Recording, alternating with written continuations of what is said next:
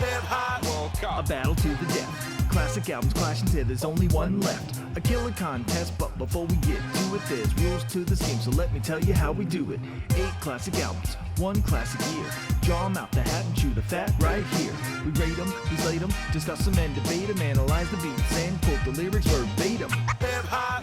When all is said and done, we put it to the vote and tell you which of them is one. Then it's to the semis and the final for the vinyl, cassette or CD. So who will it be? We going all in, so on the sound of the whistle, let the games begin.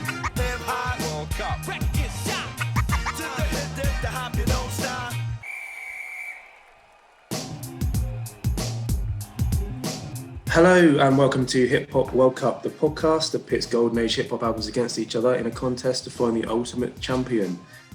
Joining me, Danny Phillips, your host, in the state-of-the-art Hip Hop World Cup studio are Steve Hitchcock. How are you doing, Steve? Yeah, I'm good, thanks. Good evening, everyone. And James Luscombe, aka Larry. How are you doing? Yeah, good, thanks. Hello, everyone out there. All our listeners.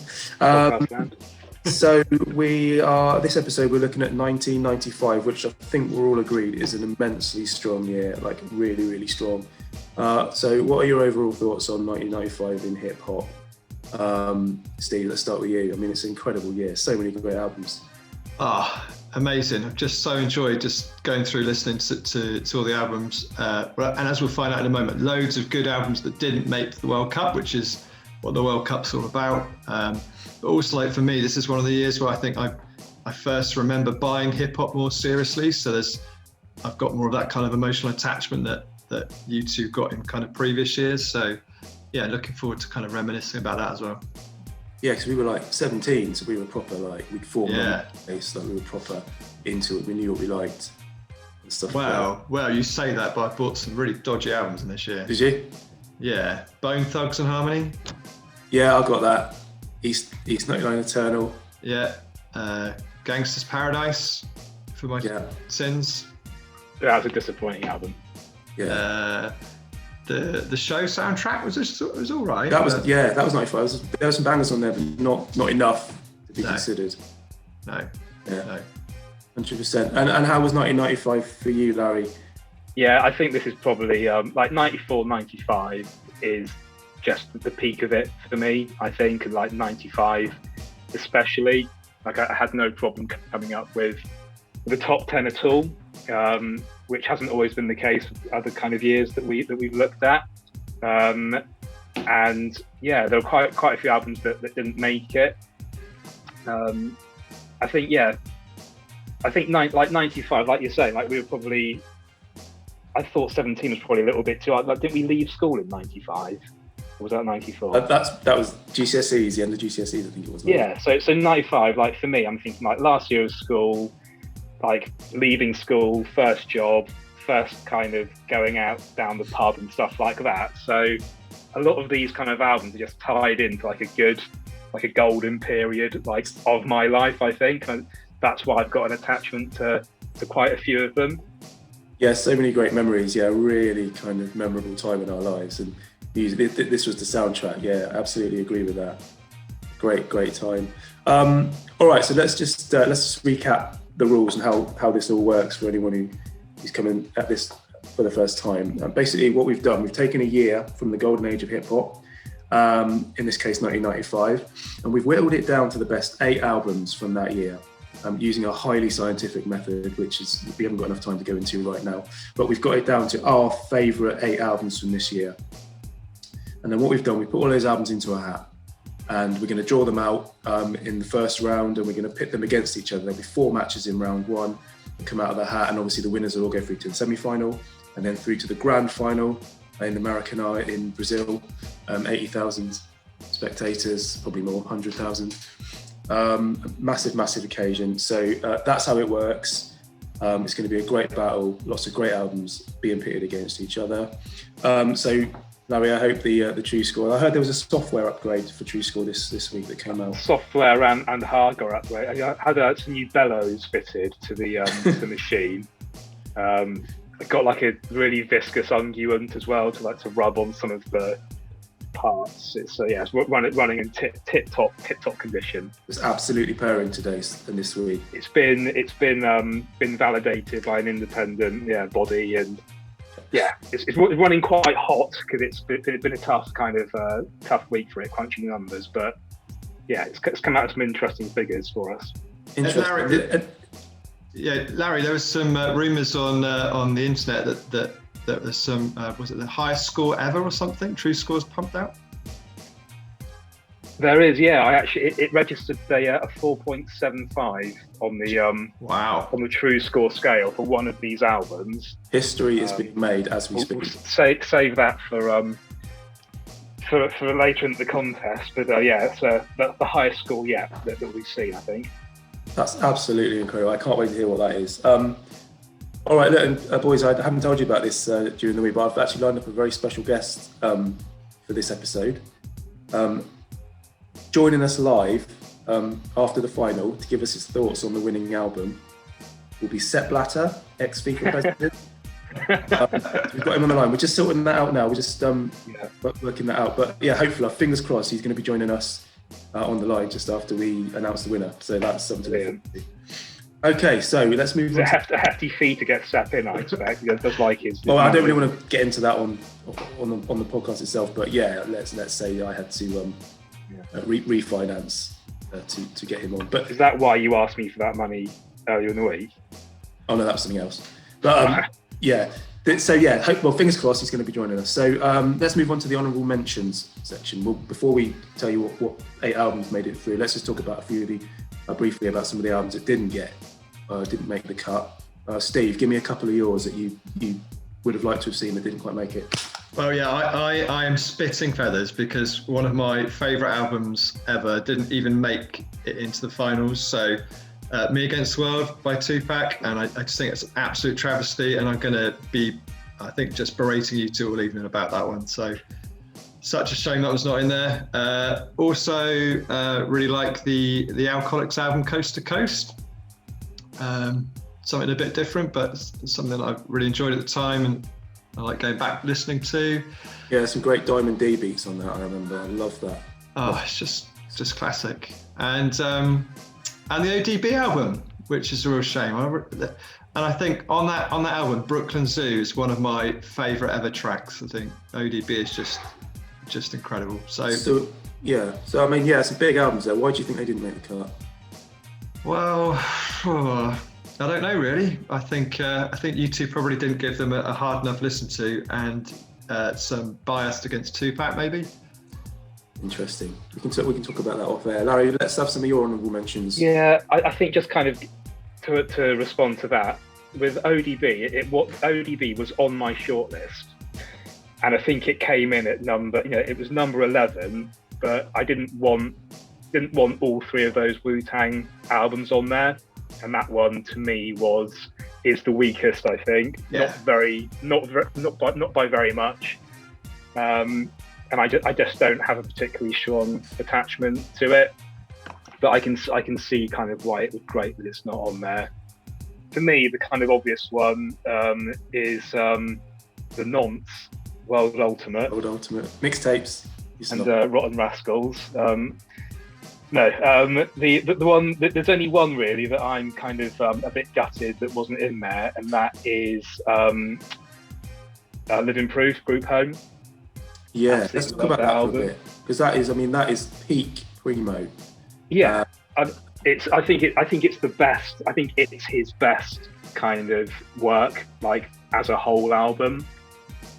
Yeah, but I've heard the criticism leveled that the MCs aren't very good. I quite like them. Lil Dap isn't very good, but I've got a bit of a soft spot for him anyway. And what's the other one called? Malachi the Nutcracker. He's fine. Like, it's nothing wrong with him. He's absolutely fine. But the beats are enough to carry the album. They're just some of his hardest, kind of funkiest beats, I think. If they release that as an instrumental album, I mean, technically it wouldn't qualify, would it? But I mean, that alone would be an awesome album without that. I mean, I just like, I'm perfectly happy with the rapping on it, personally. I think you could definitely make a case for him having used those beats for somebody else, like for more capable rapper. But yeah, is what it is, really. And then the other one, which I'm sure you'll cover in more detail, is Grand Puba. Yeah, on that subject, we've had a bit of controversy this week in the Hip Hop World Cup studio. There was an album that I believe that a couple of us quite liked, Grand Puba's 2000, which is an absolutely phenomenal album. And for one reason or another, it didn't make the 8. We won't get into the details, but I think I like that album more than some of the ones that did make the 8. So a bit gutted about that personally, but it is what it is. Would it have won? I don't know, but I just wanted to mention it. I mean, I think it would have done very well. Steve, do you just not have a relationship with that album, or do you know it and not like it? Yeah, no, it's not one that I know, and I did listen to it in retrospect and thought, actually, this is a good album. So, and I think it's better than at least one of the albums that's in our top 8, but it wouldn't win. It wouldn't. No. That makes it all right then. Okay. All right, so that's the honourable mentions out of the way. There's a couple more that I had. Mike Geronimo's The Natural, which I love. There's some brilliant tracks on there. I'm not sure if you're familiar with that one. It's got Master IC on it, which is one of my top 10 tracks, I think. And 9 Lives by 9, which great album. Great album, some great stuff. What You Want on there. And the other one I would just mention is the AZ album. Now, while that isn't an end-to-end classic, new tracks and some of the other ones later on are incredible. And again, it's got one of my favourite tracks of all time, rather unique on it. Its lyricism on that track just blows my mind. And I wouldn't have expected it to made it through, but it's a shame because there's some great stuff on there. But anyway, just shows the strength of this year. It is a phenomenal year. There's the Show and AG album as well, which is really good. Yeah, Goodfellas. I mean, that's got some great stuff on it. But, do you know what though? Like, for all the good albums there are this year, and like there are lots and lots of them, there are no like marquee releases as far as I'm. Like, there's no Illmatic or The Chronic or Nation of Millions or anything like that. There's loads of solid albums on there. Like even the Wu-Tang ones, I don't think any of them are really held up.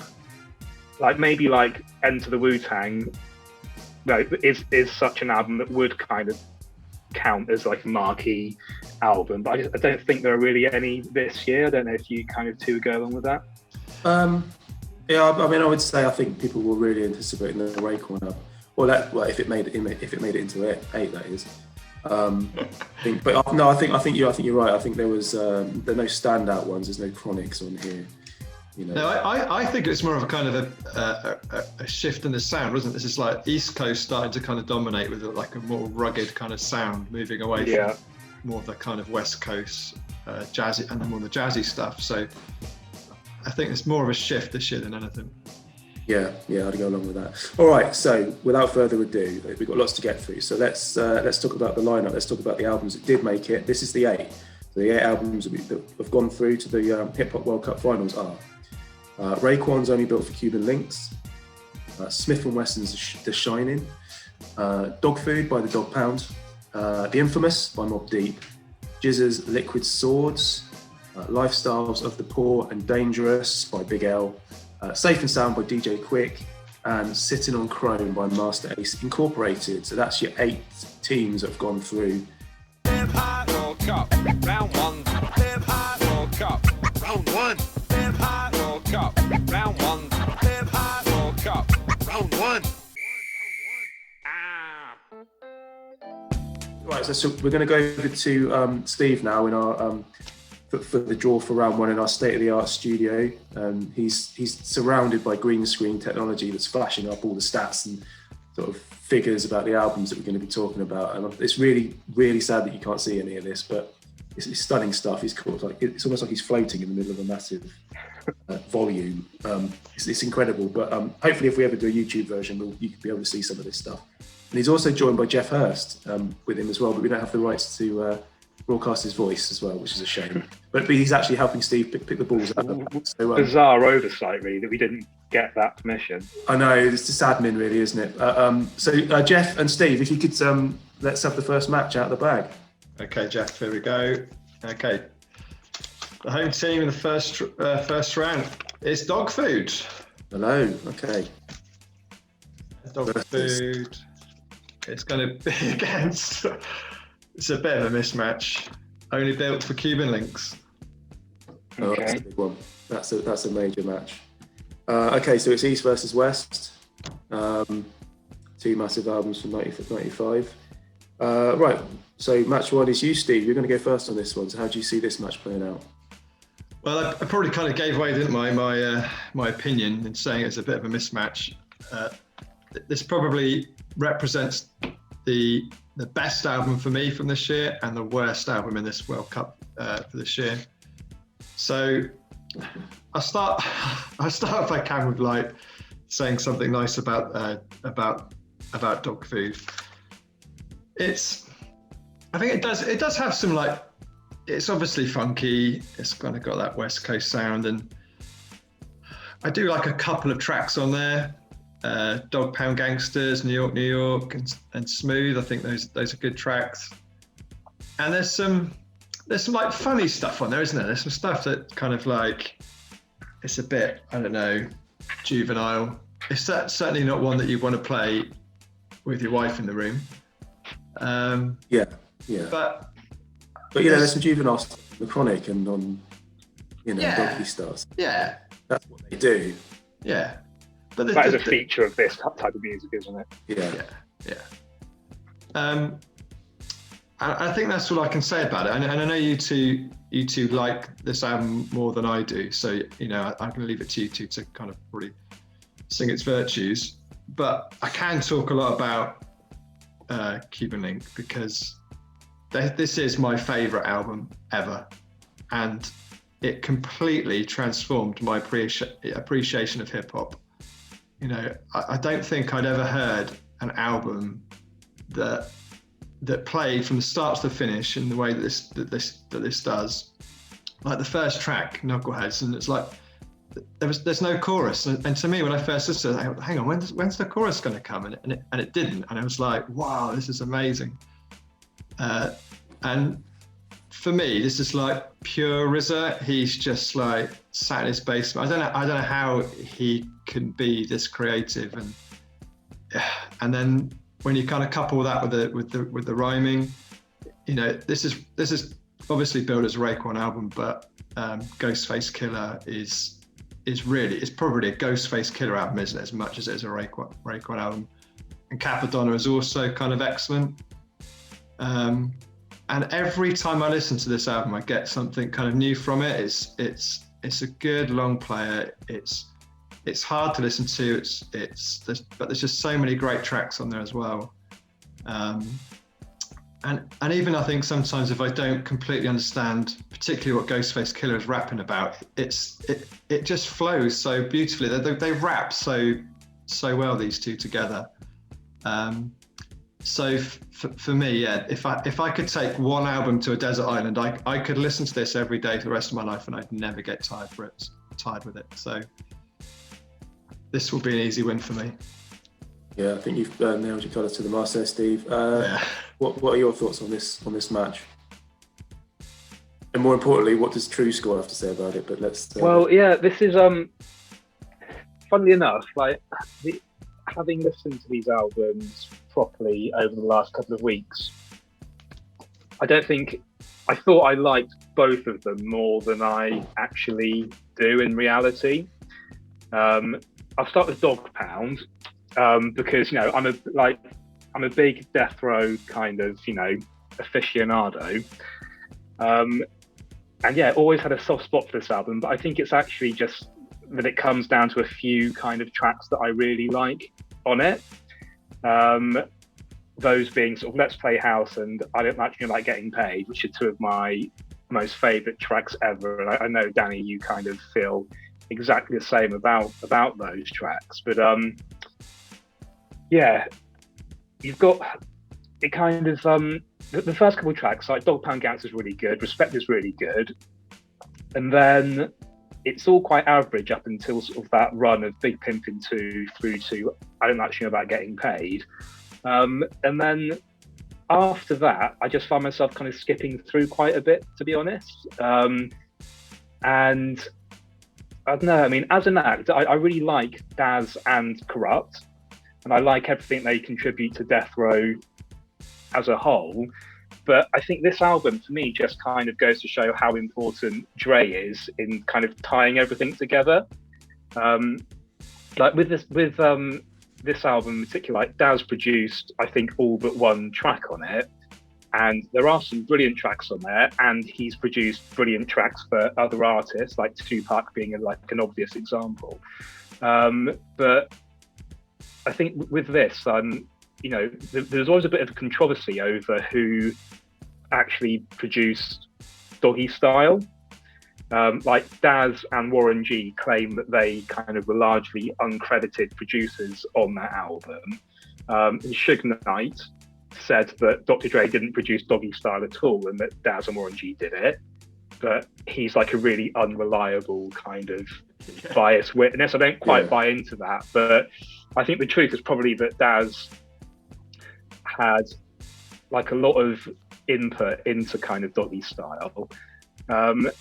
And I don't know, the fact that he was just left to do this one by himself, I just would love to hear like an alternate universe version of this album where Dre co-produced it with Daz. He mixed it, didn't he? He mixed it, and you can hear that, like, it's sonically like impeccable. It's the best kind of sounding album on Death Row up until this point. It sounds really, really great. But yeah, I think the quality control just isn't sort of quite there really, which I like. Dre's obviously like famous for being a perfectionist, not releasing stuff until it's kind of really ready. Not always to his credit that he's done that, but that's how he's got so many classics under his kind of under his belt really. So yeah, I mean, a lot of the production on this is just a bit too sparse, I think. It's always felt it's got quite a futuristic sound. I've always kind of felt that I quite like about it. But yeah, there were just not enough good tracks on this when it comes down to it. Like running it through the old True Score machine, there's lots of 3s on there, a couple 2s. There's some really kind of like just a couple really like juvenile, embarrassing kind of things to listen to on there that I just can't bear to kind of listen to and have to skip through. But yeah, the standout tracks on it are absolutely incredible. I think I'm sure Danny will talk about those. I'll let him do that. But yeah, Let's Play House and I Don't Like You About Getting Paid are just two of my favourite songs ever. I think they're incredible. But yeah, just overall, I was a bit disappointed in what I thought about this album, really. Yeah. And it's a bit of a similar story, really, with Raekwon. No. I think I'm going to find it quite difficult to pick between these two. I think, like, I completely see, like, Steve, why you've said all of those things you said about this album and about Raekwon. I wouldn't begrudge anyone from really loving this. I was kind of thought I did, but I think Raekwon's probably my least favourite Wu-Tang rapper. I know that's not a very commonly held view at all. I think he'd be notable enough, like as a solo artist, if the rest of the Wu-Tang didn't exist. But I think most of the rest of them, if not all of them, are better. I think just kind of echoing what you said about Ghostface Killah being like incredible on this. I think if Raekwon had to carry it himself, it wouldn't be half the album it is. There are some incredible standout tracks on there, like Rainy Days, I always loved, like Glasses of Ice is incredible, Ice Cream. But just for me personally, quite a lot of average, plodding kind of stuff as well. Like Guillotine and Knowledge God, Knucklehead, Spot Rushes are all just a bit much of a muchness, really. There is some absolutely incredible wizard production on there, like Glasses of Ice sounds completely unique, like nothing else. I think it's rumoured to sample like a NES or a Game Boy game. Like no one's ever quite picked apart what that sample is, but it sounds like really, really incredible. I heard it was Castlevania. Yeah, Maybe that's wrong. I like just trying to look for that information today. I don't think anyone's ever really cracked what it is. No. Like there's speculation that it's I think Castlevania and Zelda are the most popular theories, but someone also said it sounds a little bit like an Electric Prunes track, which I think is like a David Axelrod production. Yeah. So that would make sense that he would know about that record and sample it. But if it is that, it's quite heavily processed. And yeah, apart from that, the Ice Cream I absolutely love, Heaven and Hell, North Star, Criminology, all incredible tracks, but it just doesn't quite add up to an album that I love, unfortunately. Is there an argument that it could have been tightened up to like a 10-11 tracker? I think so. I mean, to me, like Ice Water is a standout, and that to me sounds like it could have been on Liquid Swords, which we'll talk about later. And again, like Ghostface Killer steals a show on that one. Ice Cream, another incredible kind of track, but yeah, I think you're right. It should have been chopped down a little bit. I think it's about 17 tracks, something like that. Well, yeah, on the CD it's 18. So yeah, a bit of editing would have gone a long way here. I think there's also you've got like the Biters, like little sort of interstitial bit that goes on for about a minute and a half, and the skits aren't great on this, whereas like on other Wu-Tang albums, Jizza in particular, we'll talk about, like the skits on there are great. But yeah, so two albums that I was a bit disappointed in listening back to, because I thought I loved them both, but yeah, they've actually fallen a bit out of favour. All right, well, jury's still out on that one. It'd be interesting to see which way you swing when it comes to voting for them. In terms of my thoughts on this one, I mean, it's really hard to compare them. Obviously two very, very different sounding albums. I think let's start with Raekwon. I mean, I think it's my second favourite Wu-Tang album. There are loads of really, really great tracks on this album. I do like it a lot. But I wouldn't have said I'm one of the biggest Wu-Tang fans around. Like I was never a Wu-Tang person.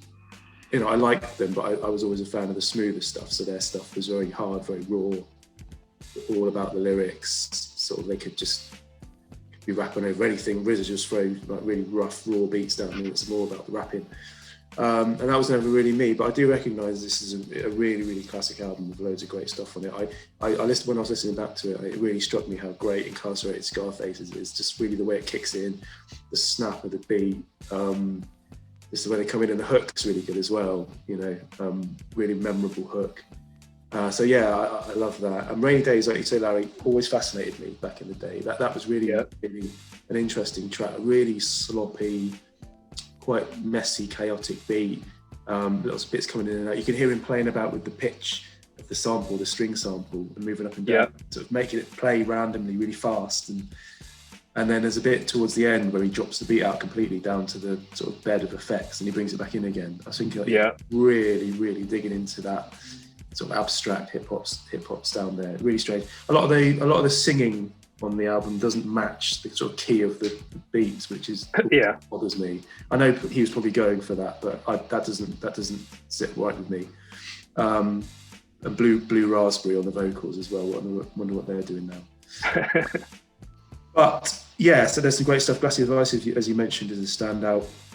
Ice Cream's a standout. I actually really like Get a T, and I love the little sample that you hear on all the Wu-Tang albums that features on that one. I think I just heard it a lot by that point. Yeah, I think that's I mean, you're used to it, but doesn't I still thought it was quite well used on that track, and it was almost just like a beat that they just rapped over. They spit on this beat. It could have been anything, it didn't have any link to it. But yeah, I think it's a really good album. Could do with being a bit shorter, as Ali said, and obviously you've got Criminology on there, which is a Stone Cold classic. Yeah, I mean, I do like it. I was just never a Wu-Tang guy, so I was kind of always wrestling with that. Whereas the Dog Pound album, I really loved it a lot more back in the day, just because I was kind of more of a fan of that Death Row sound. Daz's sound was just there's something about it. It just seemed a lot more kind of exciting and cleaner and crisper to me. And obviously after the stuff that Daz had done on, the Murder Was a Case soundtrack, like that Murder Was a Case soundtrack from '94, that to me is peak Daz. I mean, there's some of his best stuff on there. So after hearing those tracks, I was so excited about this album.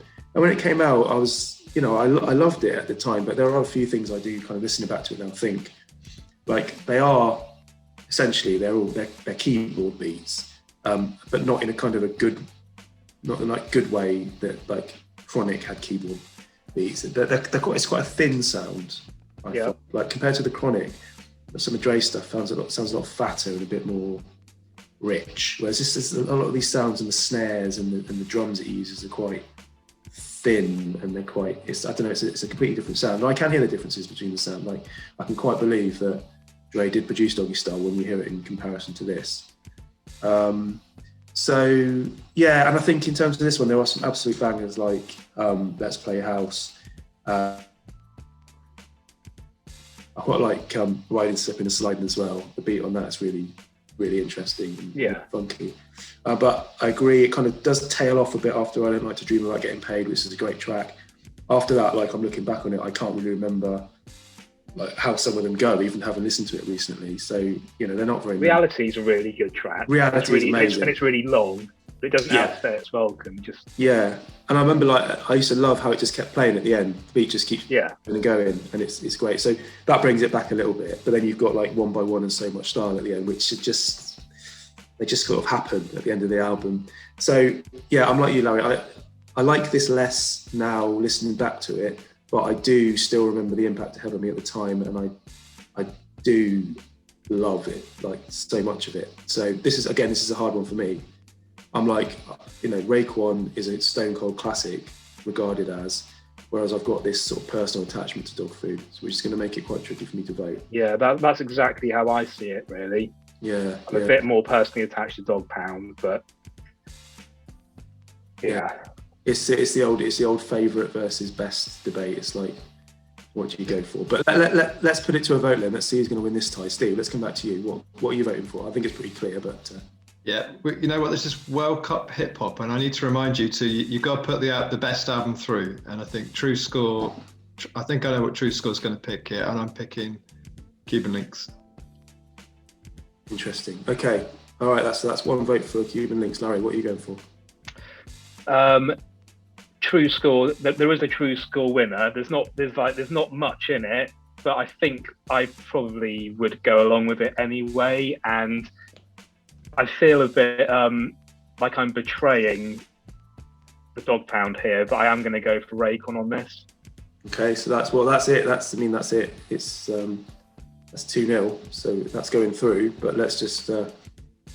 Yeah, I'm interested how you would. Yeah, so I'm full of surprises today because I've actually developed a system of my own. Right. Oh, right. For measuring the sort of the winners. It's called Real Rank. Oh. And okay. And I can't go into too much details about how Real Rank works, but on the basis of Real Rank, I am going to vote for Raekwon as well, making it a unanimous decision. I just feel its impact is bigger on the world of hip hop. I think there's too much about the Dog Pound album now that doesn't quite sit as well with me as it did then. So yeah, I think it's a good choice. I think overall, I think most people would be surprised if Dog Pound won out of those two albums. They would, but we can't bow down to what the sort of general hip-hop. No, absolutely, but I just genuinely, I just think we're it's a justifiable. Like this is a justifiable result. Yeah, absolutely. Okay, so even if you have relied on some kind of outside scoring system that none of us have ratified. Yeah, Danny. Before we move on, the listeners won't be able to see in the studio, but I've just seen Larry's phone. He's just phoned his solicitors. I think there could be a problem with your rival. I just don't know why you would go against such a trusted, like a tested. Well, because you wouldn't give me access to the software, so I had to come up with my own one. I've asked you several times, and you keep saying, "Oh, there's some problem. I can't get." It's a sensitive machine. It's a sensitive piece of equipment. Yeah. Well, I had no choice but to come up with my own system. I cannot go into the details of how that works. Just like to emphasise that. But all right. Well, that's your winner then for match one. Round one, match one is Raekwon's Only Built for Cuban Linx is the winner. Raekwon the chef, I think he likes to be called. Raekwon the chef, as it says on the front of the album. So yeah, that's the winner. Come on, y'all, get live, get down. Live high, World Cup. In your sound. Come on, y'all, get live, get down. Live high, World Cup. In your sound. Live high, World Cup. Okay, so we move on to round one, match two. Over to you, Jeff and Steve in the World Cup studio. Yeah, Jeff's got the first team out ready, and it's Mobb Deep, the infamous. Okay, other East Coast. Classic. And they're going to be going up against Lifestyles of the Poor and Dangerous. Big L. Wow. Interesting. Okay, so that's a very, very interesting matchup there. Well, let's get straight into it then. Larry, you're first up on this one. Big L versus Mobb Deep. Where are we going? Okay. Yeah, Big L, just always a big favourite of mine, to be honest. Always loved it, as I'm sure most people have a kind of special place in their heart for it. I was never kind of like the biggest DITC fan, not just mainly because I just didn't have their albums, didn't really sort of grow up with them. But this, to me, I think is just the pinnacle of DITC production from what I can gather, and with their best rapper by far as well. I think the production is formulaic, but it's such an incredible kind of perfect formula. You've got those quite simple, gritty 12-bit drums. You filter stuff down for the verses, open the filter up in the chorus. Whack some horn stabs on there as well for the chorus. Little kind of snare fills every 8 or 16 bars to keep things interesting. And it's really, really effective. And there are some incredible beats on here. Put It On and MVP are just two of my kind of favorites from this. Opens the album really well. No Ends, No Skins is great. Really, really cool chorus on there. Love the drums. All Black, brilliant. That's kind of a 5 out of 5 on the old True Score system. Really sinister kind of loop for a sinister subject matter. Danger Zone, got that really nice kind of descending bass line, just really mean sounding, kind of ominous. Did you? Brilliant. When you went to New York, did you go to 139 and Linx? We kind of going through Harlem, I saw a sign for Linx, which was quite a thrill. Yeah, there was that, and I also saw Linden Boulevard. Yeah, driving into Manhattan, you sort of go past Linden Boulevard. Yeah. I don't. How about you? Did you kind of go to Harlem when you? We did. Yeah, we went a little stroll around Harlem, and we went. I took a picture of Linx. I think I took a picture of Linx Avenue. For it. I think it was 139 in Linx, but it was which was quite exciting for me at the time. Yeah, absolutely. So I mean, I was going to say actually, I think he kind of he really kind of does Harlem proud on this album as well, because at the time Queens was it was Queens, Brooklyn, Staten Island were the kind of important places in New York, and he was sort of the, I don't know, probably maybe not the only kind of Harlem rapper at the time, but certainly the most prominent one. He's just kind of flawless lyrically. He's got such a kind of engaging style. It's funny, shocking, brilliant punchlines, technically brilliant.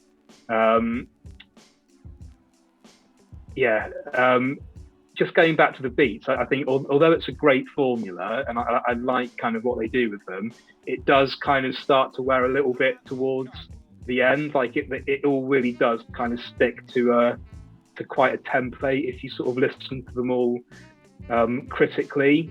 And yeah, by the end, I'm sort of like, yeah, I get it now. And I'm ready to sort of move on to listening to Jizza or something like that by that point. But yeah, there's just loads of kind of, 4 out of 5s on this, and some 5 out of 5s. Very, there's only a couple that dip down to kind of 3. And I think sort of 8 is enough is probably the weak track of the album. L's verse is good on it, but they're sort of let down a bit by like Herb McGruff and all this kind of all his kind of like cronies that he kind of brings on, like the classic posse cut where they get their mates from the hood onto it. That's classic Herb McGruff as well. For a bit of credit, like Herb McGruff is probably the best out of those, I would have said. But and then the Graveyard is kind of a bit. It's kind of the angriest, hardest track on there, but it's also sort of the most simplistic and dull as well. So, but yeah, overall, love it. Brilliant album. I will listen to it forever, I think. All right, cool. What about Mobb Deep? Mobb Deep is a bit of a different story, really. I never I didn't have it at the time for some reason. As with most things, or all of my albums really, I got them from you, Danny. And if you didn't take one from me, then I just didn't develop a relationship with it really. I knew Shook Ones Part 2 and Survival of the Fittest at the time, and I kind of loved those. So I don't really know why I never kind of bothered to seek the album out. But I've tried to kind of be as objective as possible. Like on first listen through to it, I just wasn't particularly impressed at all and couldn't really be bothered with it. But I've actually kind of warmed to it a little bit, sort of on my kind of second and third listens. What's kind of quite weird is that it's actually really similar in sound to Smif-N-Wessun. Like on a lot of levels, like it's got the 2 MCs, like really rugged, dark New York, kind of classic New York sounding albums. And the beats are all kind of cut from a similar cloth, but I don't know, there's just something about the music on here just kind of holds me back from like fully embracing it for some reason. It's kind of, it's hard to explain really, but I think like with like the Big L album and Smif-N-Wessun, although they're kind of cut from the same cloth, those other two albums have got horns all over them. And this just doesn't really have much of that. Like the beats are just a bit more kind of, a little bit more simplistic. There's still dusty bass lines, hard drums, but it just doesn't have as much of the kind of foil to those elements as the other albums have. It just doesn't hold my interest quite as much. Just a lot of the tracks, just a bit more sort of plodding and unremarkable to me. Really, just don't really stick in my memory as much. I don't especially kind of like the rapping on it either. I'm never been the biggest fan of like Prodigy and Havoc as rappers. It's just all a bit sort of humorless and cold really, like compared to like Big L and Smif-N-Wessun, who tackle similar kind of subject matter but just do it with a bit more aplomb, I think. This is a bit po-faced, I suppose would be kind of a summary of it. But again, like as with Raekwon, I don't begrudge anyone who would kind of rate this as a firm favourite. Really, it's just not one I kind of ever gelled with, and I don't think I kind of really ever could get into it massively either. Yeah, it's funny. It's one of those where you're aware of its place in hip hop. You know how you should feel about it. Yeah. Yet your actual experience of it can differ from person to person. Yeah. Like, I recognise it as an absolute classic, but yeah, I can really see why people love it. But yeah, I think I can't even really attribute it to coming to it later in life, because I didn't really get into like Living Proof until a few years ago. But I'm fully on board with that, and it's like one of my all-time favourites. Whereas this one, I just can't quite get into it, unfortunately. Yeah, I hear you. Yeah, I mean, so coming on to my thoughts about these two albums. I mean, so I'll start with Big L. I mean, I was like, I'd heard Put It On, and I can't even begin to tell you how excited I was for this album coming out back in '95. Like, Put It On was just an absolute monster. I loved it so much, and I think when I got the album, it kind of lived up to what I thought it was going to be. But it never blew me away quite as much as I wanted it to. Like I wanted an album full of put it ons. I didn't quite get that. Yeah, it's amazing, and this album kind of represents the best of the digging in the crates, like you say, the ITC crew. If an alien landed, right, and said, look, in a really weird first question, said, you know, what the DITC sound like, you just hand them a copy of this album and go, off you go, back to your planet. Play them that, because this encapsulates their sound so perfectly. It's, as you say, Larry, it's the horns, it's the filtered bass lines, it's the drums. Lord Finesse, Showbiz, Buck Wild, doing what they do best. I think this is an absolutely, like, I reckon it's probably the best Digging in the Crates album as well. I think Big L himself is lyrically incredible, you know, don't get me wrong. I think he's the king of similes and metaphors. I think some of the stuff he comes out with here, just memorable lines after memorable line, and I just think he's incredible. Standout tracks for me, you've got Put It On, obviously. The album kicks off with that. I think it's such a strong opening. You know, it's just an irresistible track. And I put that in my top 10, I think, of all time, like tracks of all time. I absolutely love it. Yeah. But in terms of the other ones, I was looking through it and I was kind of going, well, what are the other standouts? And for me, there's only a couple. It's like Street Struck, which is a Lord Finesse beat, and it's like really jazzy. It's got some great chords on it. And he does that thing that the Digging in the Crates producers do, where they hit the snare 3 times in a row. Yeah, I love that. Absolutely. Yeah, it's so simple. So simple, but I used to get there's something exciting about it. Yeah, I used to get so excited every time I heard that, and I would rewind those bits over and over again. Yeah. Because I think it just showed somebody who was mixing up the formula a little bit. You know, I loved it. So they do that a lot. So Street Struck's a standout. Fed Up with the BS towards the end, I love because I love it. It's kind of like a replayed Isley Brothers sample, which is really irresistible to me. But in between that, like, you know, the Posse Cut I never loved. To Graveyard, I don't know. I think I always went for the jazzier, kind of more smoother one. So I didn't like things like the Graveyard and All Black and Danger Zone. Yeah, well, I loved them lyrically. I didn't love them in the same way that I like Put It On or Street Struck, things like that. So while I wouldn't say it was a disappointing album, I didn't really think it lived up to what I was hoping. And coming back to it now, I still kind of get the same feelings. Like there's a few great tracks on it, but generally it's not. It was never like the album it could have been in my eyes. Yeah. And also in terms of Mobb Deep, I never had this at the time either. Like I've only recently bought it on CD. Our mutual friend Met, this was always his album. Like he loved this album, loved Mobb Deep. So I recorded it off him. And I had it and I listened to it, and I think, I was on board with it. I liked so many of the tracks on this. The thing that stands out the most about this album is it's so hard. I mean, I know it's grim and it's really, you know, humorless, but it's also really hard. Like the best part about this album is the snares. The snare drums are so hard, so crisp, so loud. What they do with the beats on this album is absolutely incredible. And I love the samples they use as well.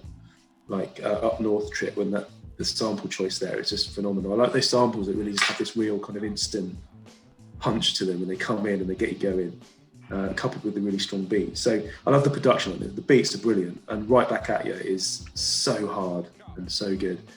I think that's got Ghostface on it as well.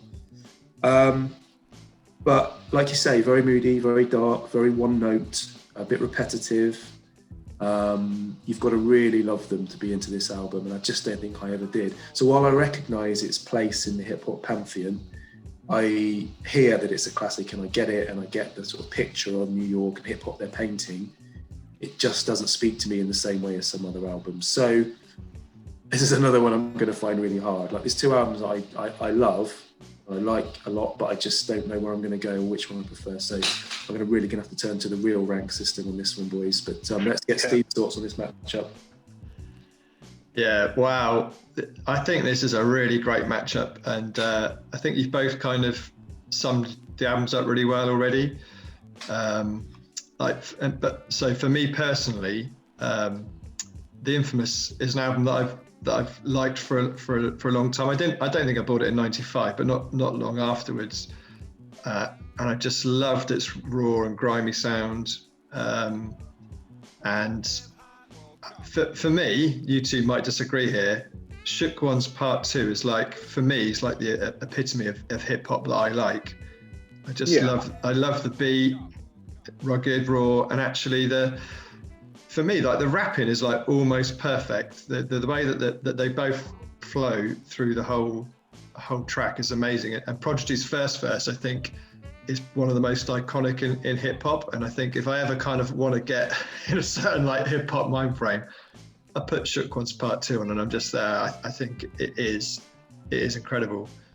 I think even like the very, like just the little bit like to all the killers and the $100 billers is one of the all-time great rap like lines, I think. If you had to come up with the top 5 hip hop tracks of all time, I don't think there's many people that wouldn't mention this. Oh, it'd have to put it in there. Yeah. I know. It is, yeah. Like I say, it's the epitome of hip hop, particularly hip hop I like, definitely. But the thing that kind of is really annoying. It's like when you hear Shook One's Part 2, but then you look at and you watch the video and you see like Prodigy and Havoc are actually like really small, and you kind of like start to understand why their raps are kind of like trying to be so like, I don't know, braggadocious, and those the prelude to like almost every track is just they're trying to like big themselves up, I think, because they're like, I don't know, I think they've just got some kind of small man syndrome. It's weird. But yeah, I never really bought into that. I never really kind of believed what they were saying. I think that's one of my issues with them. Yeah.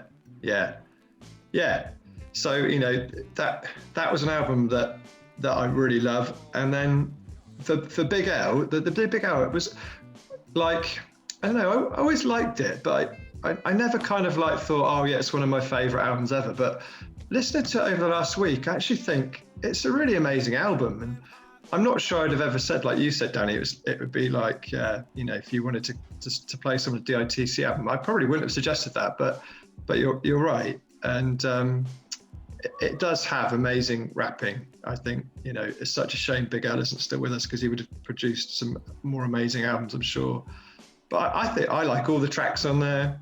I do think it's an amazing album. I think the rapping is amazing. It's a shame that he kind of passed away and he's not with us anymore. Not one bad track, in my opinion. They might get a bit samey, but I still enjoy them.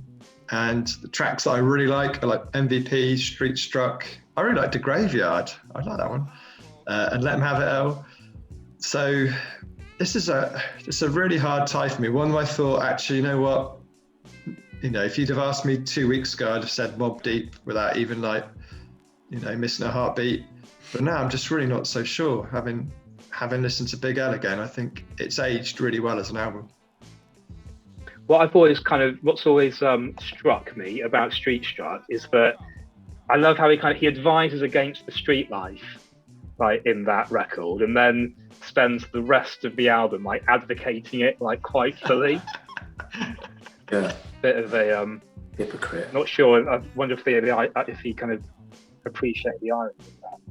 So I think we're all done on that one then. We've all given our opinions. So let's put it to the vote. Who's going to win this match number 2? Larry, I think I should have the casting vote on this. Yeah?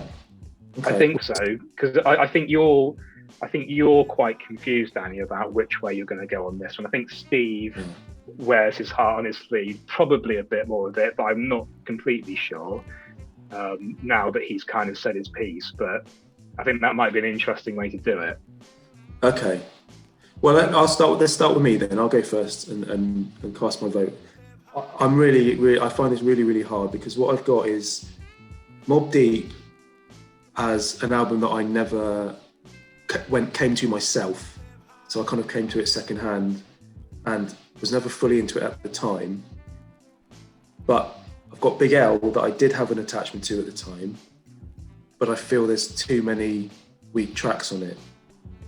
So am I going to go for one that's a really, really strong album, designated as an all-time classic by the large majority of the hip-hop population? Or do I go for one album that has a few great tracks on it that I love, one of which is one of my all-timers, and go for that personal attachment? I honestly don't know. But I think I'm going to have to defer to my real rank system here, and I'm going to have to go for what it says, and I think I'm going to go for Big L. I'm going to look for Big L on this one. Just, I don't know, just for how it makes me feel when I listen to it, if nothing else. I don't get that same vibe from Mobb Deep, so let's go for that. Big L. Steve, you're next. Yeah. I think actually, Danny, I probably should have left Danny till last. I think I came up with that theory before Danny said what he kind of said. I thought he was gonna took away the jeopardy now, but never mind. I thought you were going to be a bit more kind of mixed on it, but actually, I think you're a little bit more firm. Yeah, well, I was still mixed. It's just I think it through as I vote sometimes. And I think I'm happy with that decision. I think I would be betraying myself if I didn't go for Big L. Yeah, I think I would be voting for what I think should win rather than what I really feel I want to win. So let's come at it from that angle. All right, Steve, what are you going for? Well, I'll tell you, actually, should I give mine then? Because I think actually, having listened to Steve, I don't think he's as clear cut on what he's going to vote for either. I think for me, it's just obviously Big L. I do just have always liked that album. Completely see the appeal of Mobb Deep, but just not quite for me. So I am really interested. I knew Steve was like, this is one of his favourites going in Mobb Deep, but actually it sounds like he's got a bit more of a challenge on his hands than he thought he might have had. Yeah. Okay, so yeah, go on then. I'm going to choose Big L, and I think the reason is just as in kind of previous episodes, I kind of like to think, how many good tracks it's got, how many great tracks it's got, the quality of the rapping and the producing, and that Mobb Deep album is definitely Marmite. I definitely love it, but I think at this moment in time, I'd rather take Big L's album away and listen to it non-stop than Infamous. So Big L for me.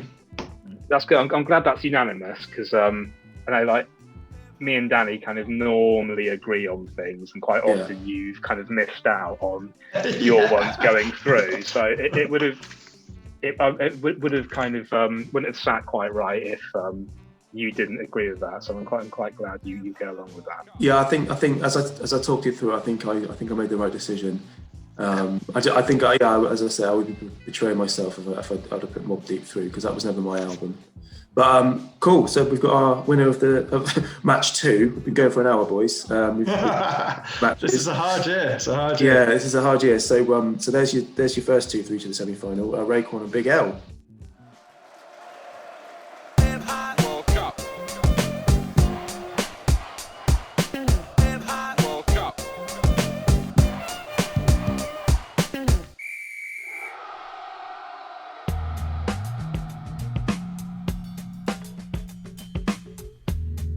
We better crack on with match 3. Let's get back over to the studio with. Is Jeff all right, by the way? He was looking a bit peaky before we cut everyone. Is he? I've propped him up. I've popped him on a stool, and I've given him a JD and Coke, and I think he'll be all right. And he's okay to hold the bag. So next out of the hats, thanks Jeff. It's The Shinin by Smif-N-Wessun. Okay. He'll be going up against Safe plus Sound, DJ Quik. Oh, no. Yeah, this is my worst nightmare so has been hard. realised. My worst nightmare has been realised. I'm glad it's kind of fallen like this, I think. Yeah. Well, actually, no, I'm not. No, sorry, you say Smif-N-Wessun? Yeah, Smif-N-Wessun and Safe and Sound. Oh, this is the. I wanted to see this as the final, but this would have been a good final. Anyway. Right, okay, so round 1, match 3. It's me first on this one. So DJ Quik and Smif-N-Wessun. Okay, this is my absolute worst nightmare come true. I absolutely adore both of these albums. You've got a classic kind of West Coast versus East Coast matchup again. Both great examples of the East Coast and the West Coast sounds. I'm going to start with DJ Quik. Bought this in Binary Star in Exeter in '95. I've got a really weird copy of it. It's got a back cover that's got no information on it. It's just a picture. It's really weird. Anyway, love this album. What I would say, the thing that strikes me most about this album, and always has done, is how musical it is. Like, DJ Quik is a very musical producer, hip hop producer. Like, he really has. He's almost like a jazz sort of R&B producer. He's very, very talented. His stuff just has an instant kind of real richness and quality to it. And I think he's described his own sound as being very pretty, which I think is a really good sound. He says often people find his stuff too pretty, which I think is a really good describing it. I reckon as a producer he's as good as Dre, but I think his stuff's a little bit more nuanced and a bit more. I think it's more sophisticated than Dr. Dre's stuff. I think there's more to it, but ultimately I think Dre has a better sense of, you know, bangers, sort of makes a proper kind of hip hop track, whereas DJ Quik's a little bit more nuanced and jazz orientated, let's say. This album for me is, it's my favorite DJ Quik album. It's amazing from start to finish. I don't think there's many weak tracks. A couple of weak tracks, or you know, some of the sex tracks are a bit hard work. But I think generally it's a really, really strong album. I think it's one of the best West Coast albums ever made. I think he was associated with Death Row around this time. I know it's on Profile, but he started to just dip into the Death Row thing. Like, it's got Dollars and Cents on it, which was on the Murder Was the Case soundtrack.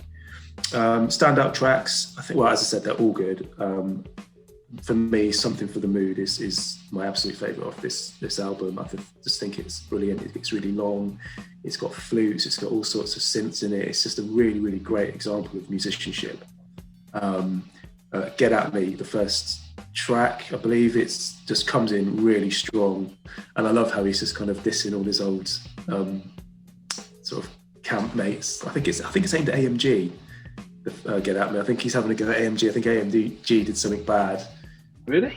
Yeah, I think so. Yeah, I think he borrowed something off him and didn't give it back, so he'd write a rap about it. But he does reference AMG elsewhere in the album, like in a positive. Yeah, I'm confused because he mentioned. I think he's on it.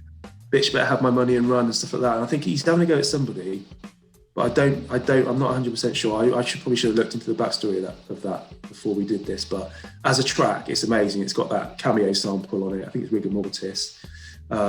It's such a great opening to an album. Like, it really gets you going. And from that, I don't think, you know, it's just a complete ride through to the end of the album.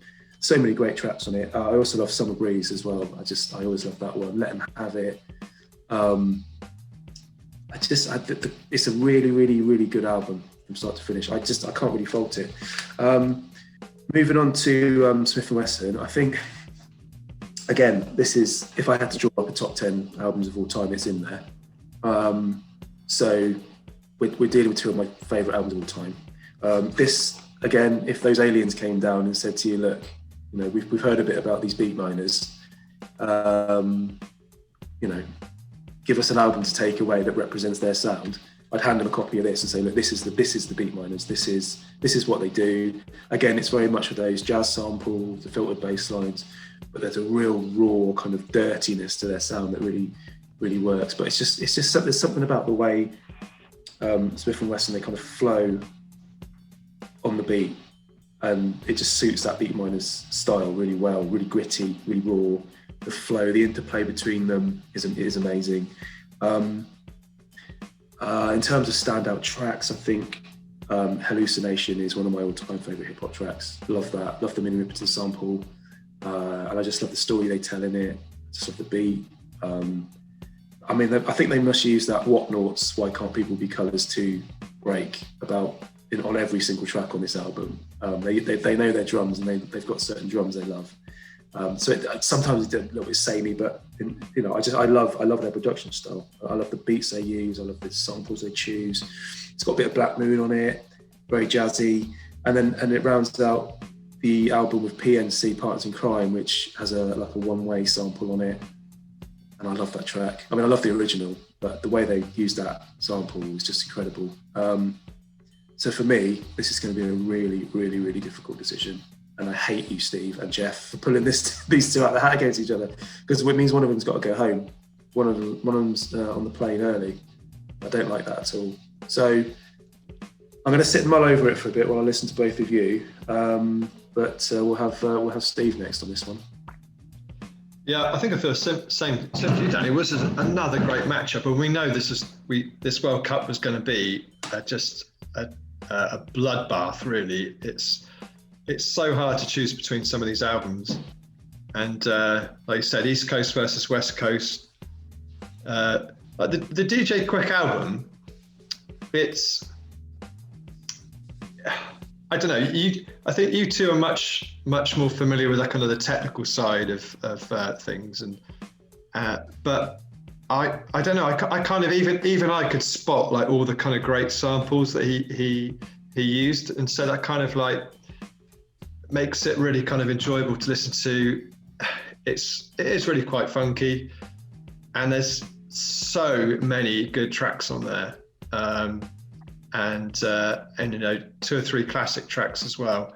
It does, I think, peter out a little bit towards the end, and again, it's probably not one that you're going to want to play with your wife in the room. And he definitely loves himself, doesn't he? I mean, crikey, and it gets a little bit annoying how much he kind of goes on about. Wouldn't you though, if you were that good at doing music?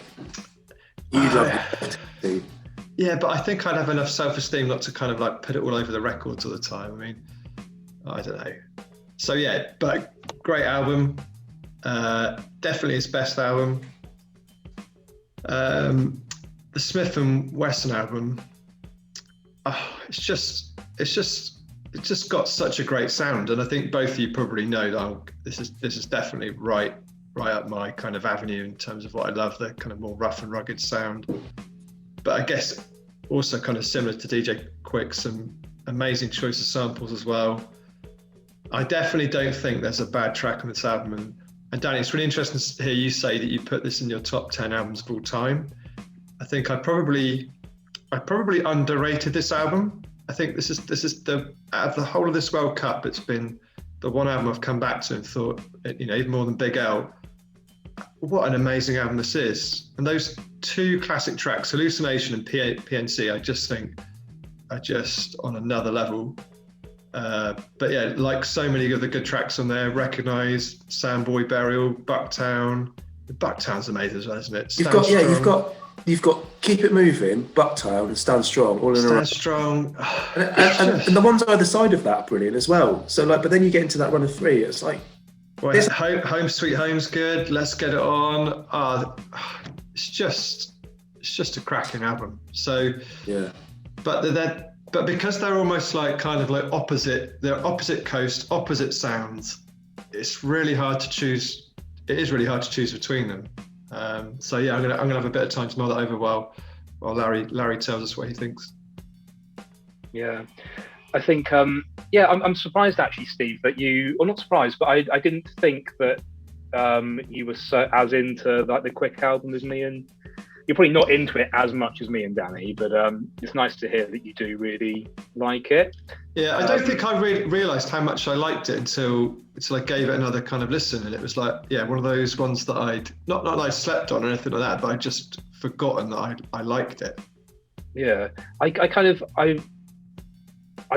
be interested to know sort of how it's regarded in the wider world, because in my mind I always kind of think that maybe like me and Danny absolutely love this album, but we're like somehow maybe the only people that really rate it. I never really see people talking about it particularly. No, I don't. I think it's a slept-on album. Yeah. I mean, I've never seen much sort of love for it being celebrated in that way. Yeah, it's odd, isn't it? But I think with both these albums, I was listening to what you said, Danny, and was just thinking like these are the exact same things that I've got written down. But I think I'll start with Smif-N-Wessun, and for me, this is like the obvious kind of pairing for this would have been Mobb Deep. Like they're really, really similar albums, as I kind of mentioned earlier. But for me, I've always loved this one. It's a really cohesive sounding album. Like thanks to the Beat Miners. I think a lot of the kind of best albums ever in whatever genre are so good because the songs are all kind of hewn from the same material, and that's like really the case here.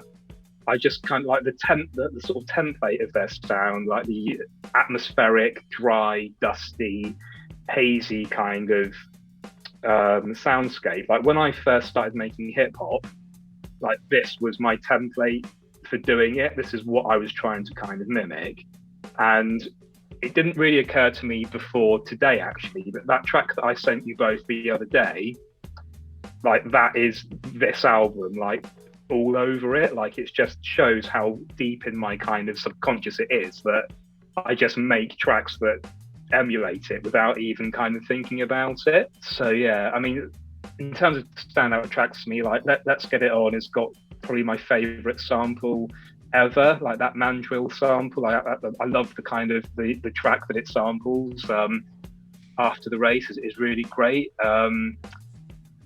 The interplay between tech and steel is so incredible. I think kind of this album is probably my favorite ever example of two rappers like integrating in that way.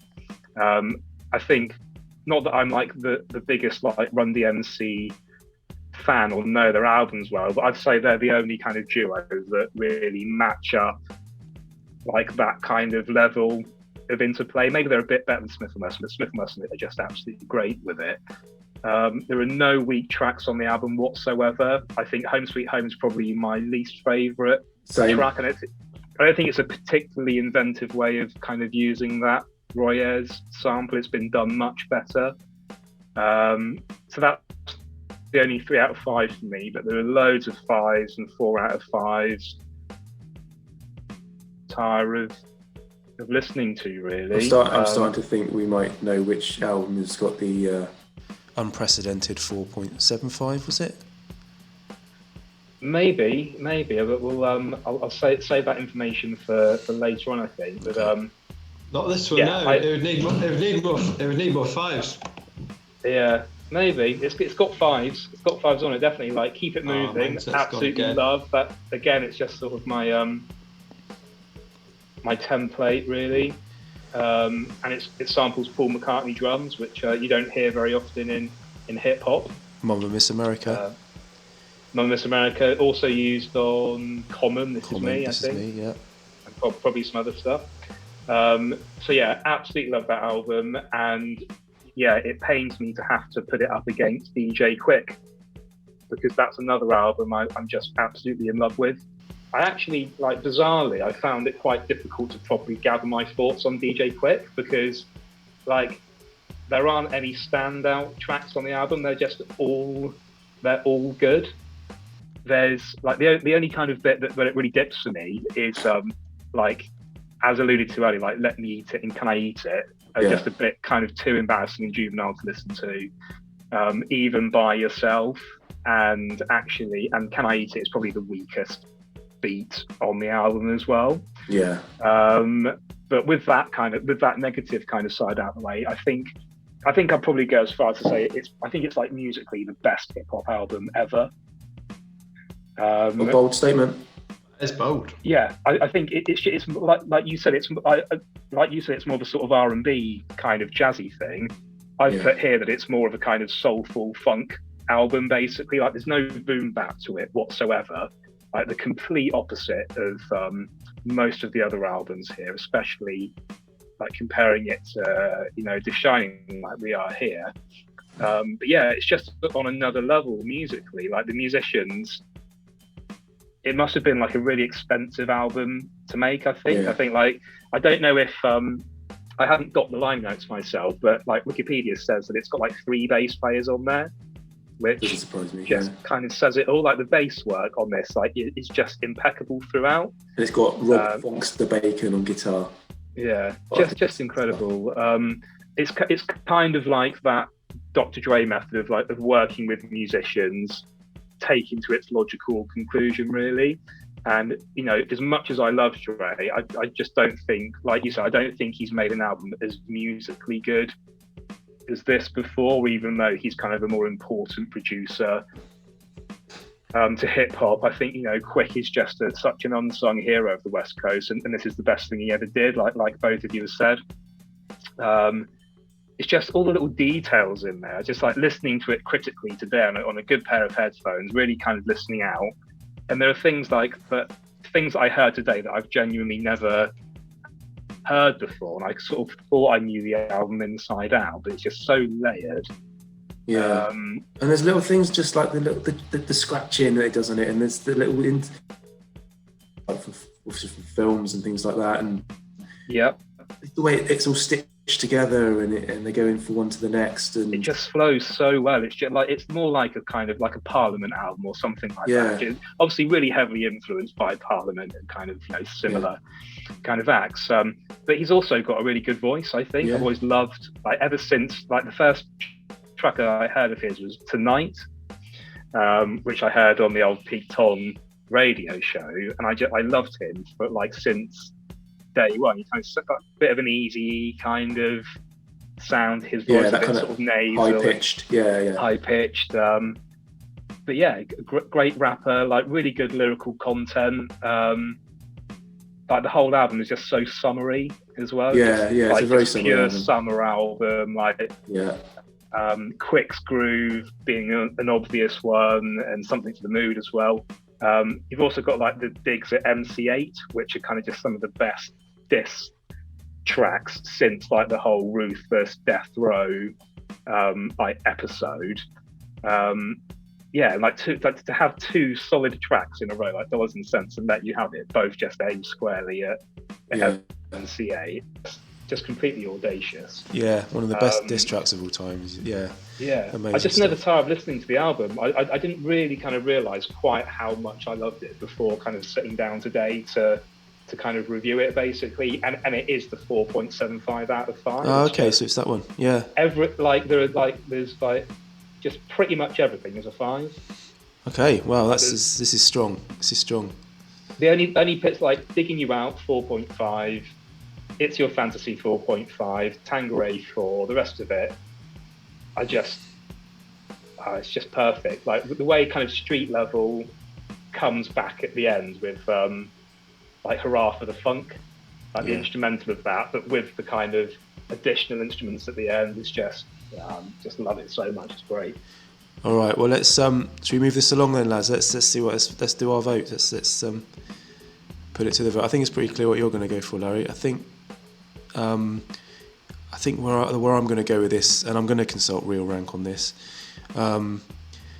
Whereas I totally agree with you, Larry. I think DJ Quik is a really, really strong album, like almost perfect in terms of that West Coast, that musicality. I just think that Smif-N-Wessun, I think it's a better hip hop album. I think it meant more to me back then. I think. And there are more replayable. I used to replay those tracks more than I did DJ Quik, even though I love both of these albums. Yeah.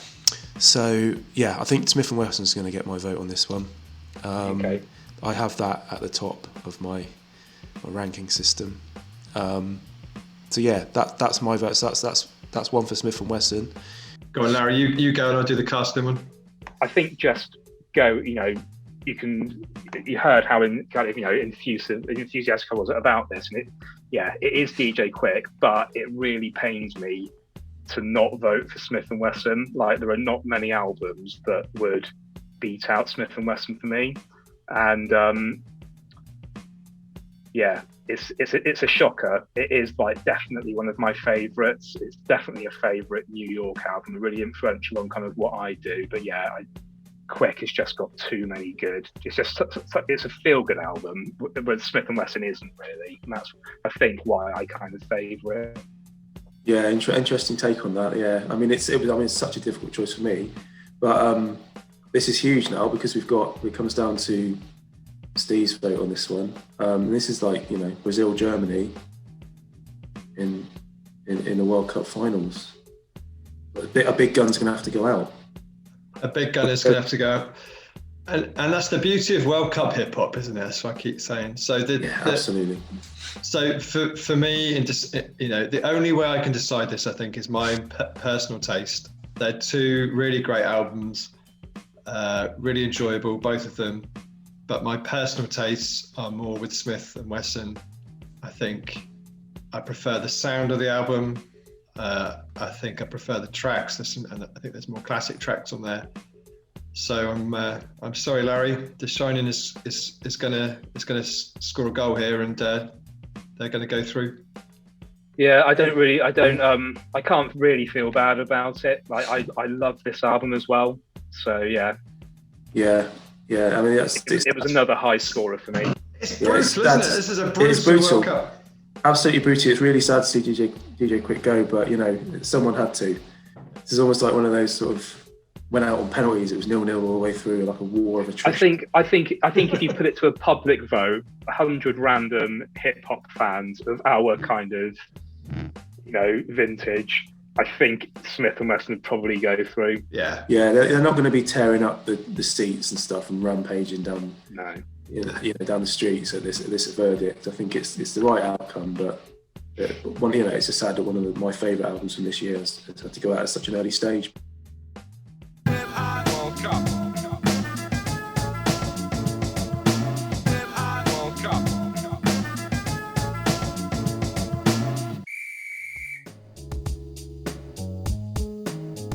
Right, let's get on to the final match in round one, which is Steve. It's just legally we have to now confirm that the last match.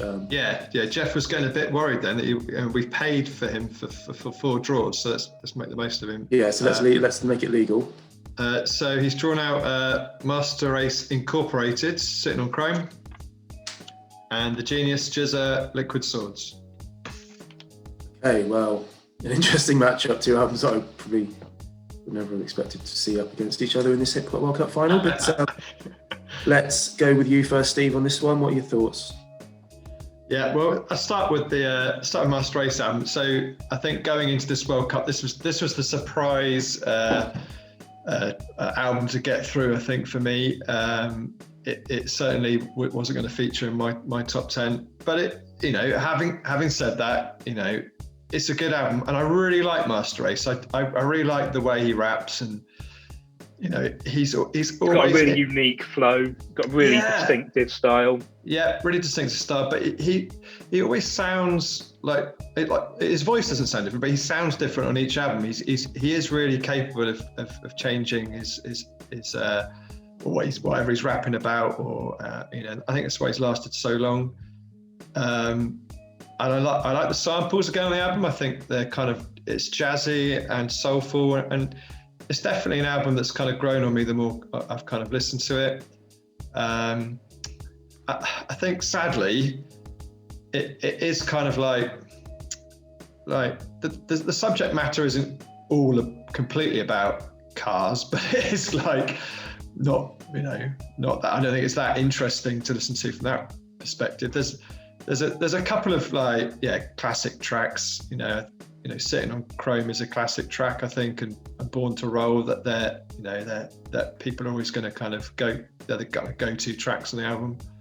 And there are some other good tracks, but I think it's a good album, but it's just not worthy to be competing in a World Cup for this quality. San Marino got through. It's like San Marino getting an expensive Germany. This is where Tupac should be in place of this album. I still cannot believe the travesty of this system. Anyway, moving swiftly on, the Jizza album. So I kind of said earlier, right? The Raekwon album is my favorite album of all time. And this album is another one of my favorite albums ever.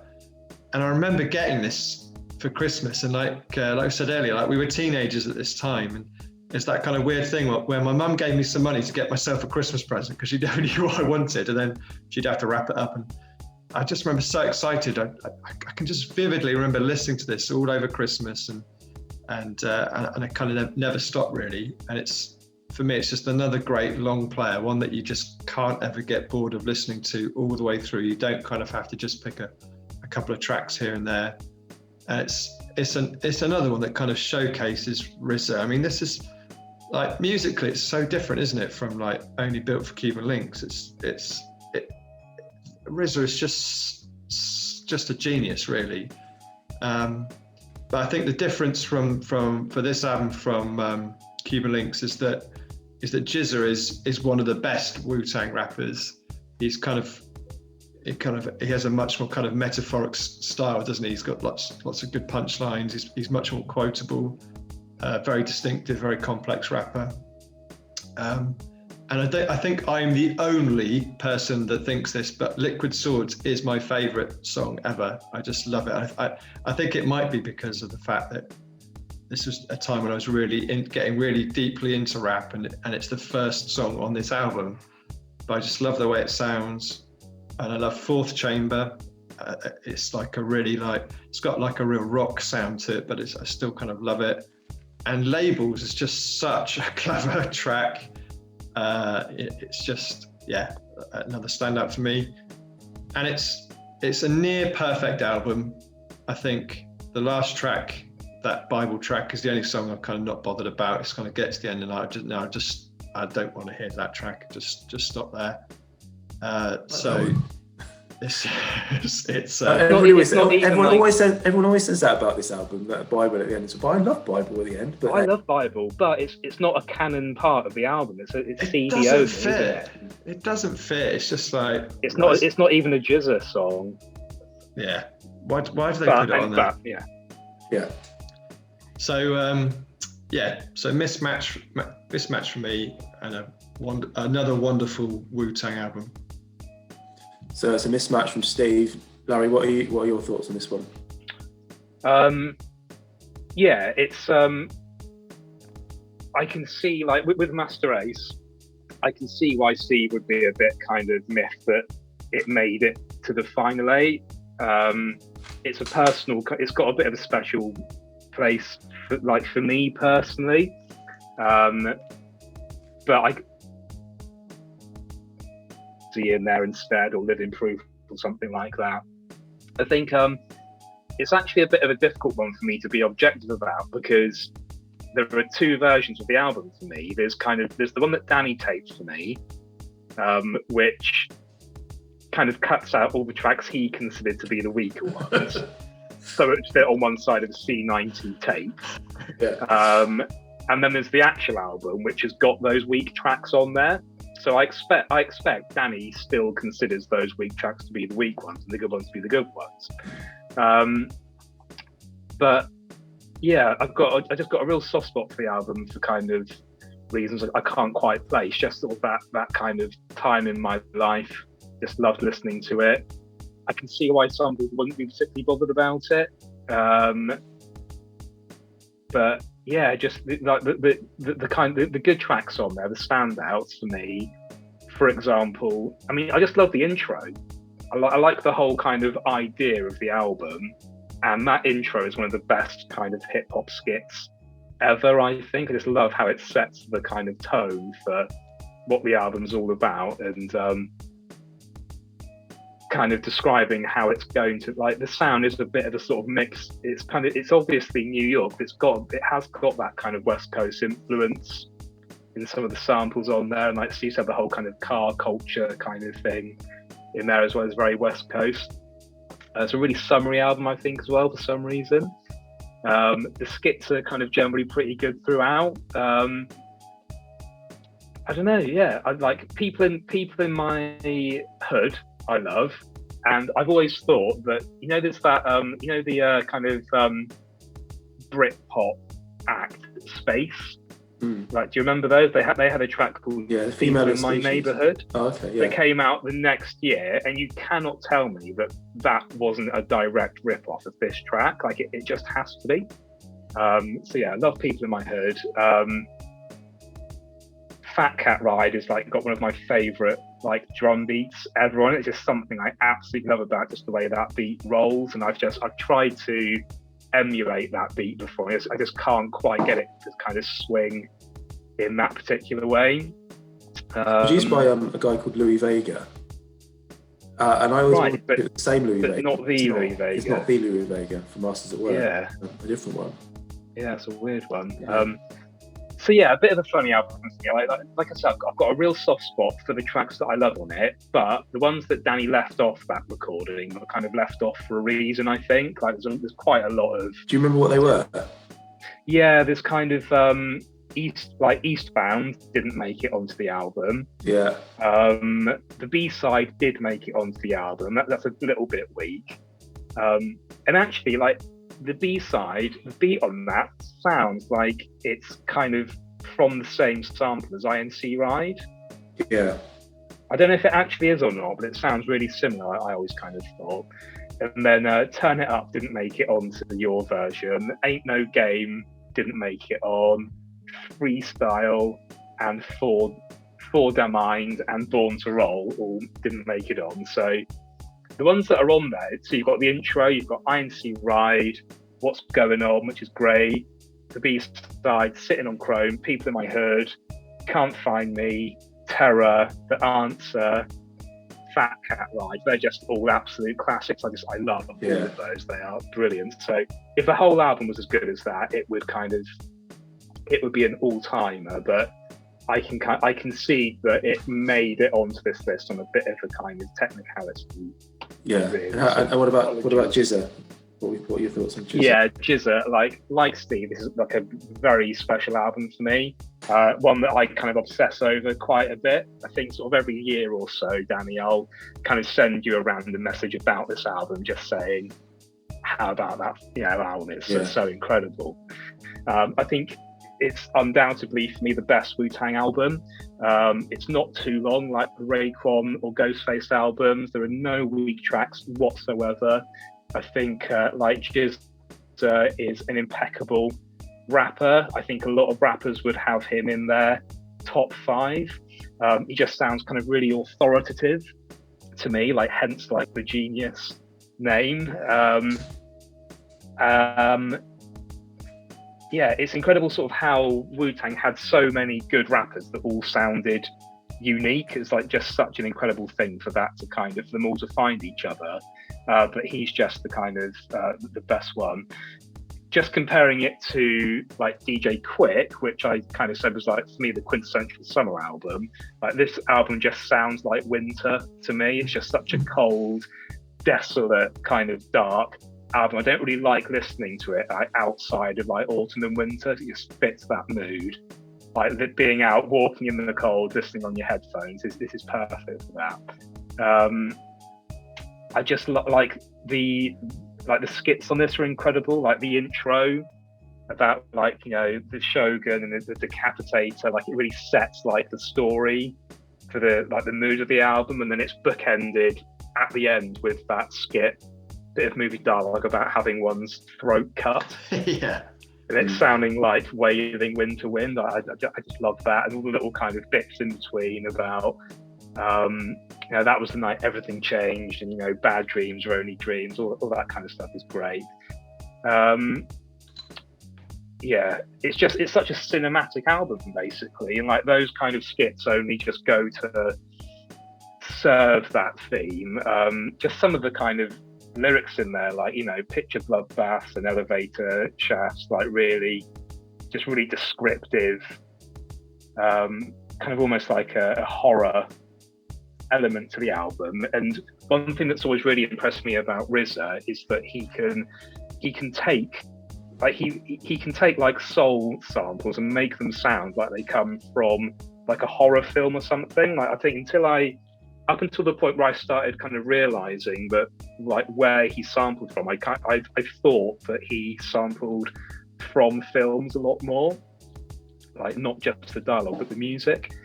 There's obviously the usual kind of like impenetrable slang that the Wu-Tang rappers tend to use, and I don't really know what he's going on about for most of the album, but it just doesn't matter at all. Like there are just so many quotable lines on this, like so many lines that just occur to me on a random basis, like on a almost day-to-day basis. Like little lines from this just pop into my head. So the rapping's great. Musically, I just think it's definitely the best Wu-Tang album. There are so many kind of great little production details in there, like on Gold, like the beat stops and then restarts itself at the beginning, and then there's another bit with like the tambourine at the beginning of the track that just kind of comes in, stops, and then starts again. Just little things that like people like us, like that obsessed about these things, notice that RZA just didn't need to put in there, but just did it because I guess he cares. And just every track's an absolute winner. There's nothing weak on there. Like Fourth Chamber's one of like the maddest tracks ever. Like I just distinctly remember hearing that synth line for the first time ever, and just being kind of, there's no sort of precedent for that kind of sound. I remember like Hip Hop Connection at the time said it's something like it was like a parody of like the West Coast kind of like Moog top lines that they had, and that's always kind of stuck with me. So just perfect. Like Riz is one of the most unique producers ever, and this is his best work. So yeah, I loved how they combined. I loved how they combined Fourth Chamber and shadowboxing for the video. Yeah, that was really clever. Yeah, I kind of would echo a lot of what you just said, Larry. I mean, we've got to move this along, so I won't spend too long on this, but you know, I think this is a real mismatch, you know, in terms of these two albums beating against each other. I think what's happened here is that me and Larry love Masta Race a lot, and we voted for it. And it's got in because we both voted for it, but really, there's no comparison really between Masta Race and any of these albums. I mean, it's a really, really good album, don't get me wrong, I absolutely love it. It's got a real special place in my heart, but I think in terms of this matchup, I think there was only one clear winner. But let's talk about it anyway. I think Masta Race has got a really kind of smooth commercial sound to it. It's a very West Coast sound, like you said, Larry, very West Coast. I think he was under pressure after the Slaughterhouse album to come up with something that was a bit more commercial, and because I think Delicious Vinyl, I think they wanted him to, the sales of the first album weren't particularly great or something along those lines, and he felt like under pressure to create something that was a bit more commercial, a bit more sort of West Coast sounding. He wanted to appeal to the, you know, the people who would bump this in the Jeeps and stuff like that. So, which explains where it went. Happily, that really speaks to me, that sort of sound, because it, you know, I love that smoother sound. I love that jazzy sound. So, that's why I always immediately gravitated towards this album. Great beats. I mean, the rapping's all right. I love Masta Race's flow, but you know, Lord Digger on it, and the other ones, what's she called? Paula Perry. You know, they're all right. They add to it. It's like a little click, and you get used to those voices kind of popping in and out on the tunes. And I think it all works within the context of this album. But I'd say the lyrics aren't particularly great. I mean, Masta Race's verses work for the sort of music and what he's trying to achieve with it. So, but you know, generally, I love this album. I think that tape that I did for you now is a very good representation of the best tracks on this album that I love. You know, What's Going On, People in My Hood is such an interesting tune. Not only is the beat brilliant, but you really get invested in the story he's trying to tell with it. Like, you totally, it's just a really clever piece of storytelling. Terror, I love the sample on that Eric Gale sample, and To Answer, it's just, I would always put that on my mixtapes. Just used to love that track so much. I think there's so many really good tracks dotted through this album, but as you deduced from my editing process for your tape, I think there's probably too many that I didn't like. Like, for instance, I never liked the title track Sitting on Chrome. I didn't like the, you know, appropriation of that buzzy bass line sound. I didn't like Born to Roll for the same reason. It was just that the bass line didn't really speak to me. But yeah, Fat Cat Ride I loved as well. I think Fat Cat Ride is like a remix of, I think the INC Ride track 2, I think that's like a more commercial sounding remix. I think Fat Cat Ride was originally supposed to sound like. I've heard interviews with Masta Race recently. Right. Ended up on the album. But one's a remix of the other. And I think the Fat Cat Ride is the one that he loves. But that should be, I've always thought that just should be on there as the main version. Yeah, but the INC Ride, I think, was a bit more of a sort of like poppy thing. They put the Isley Brothers sample on there, made it a bit more commercial and had a bit more sort of mass appeal.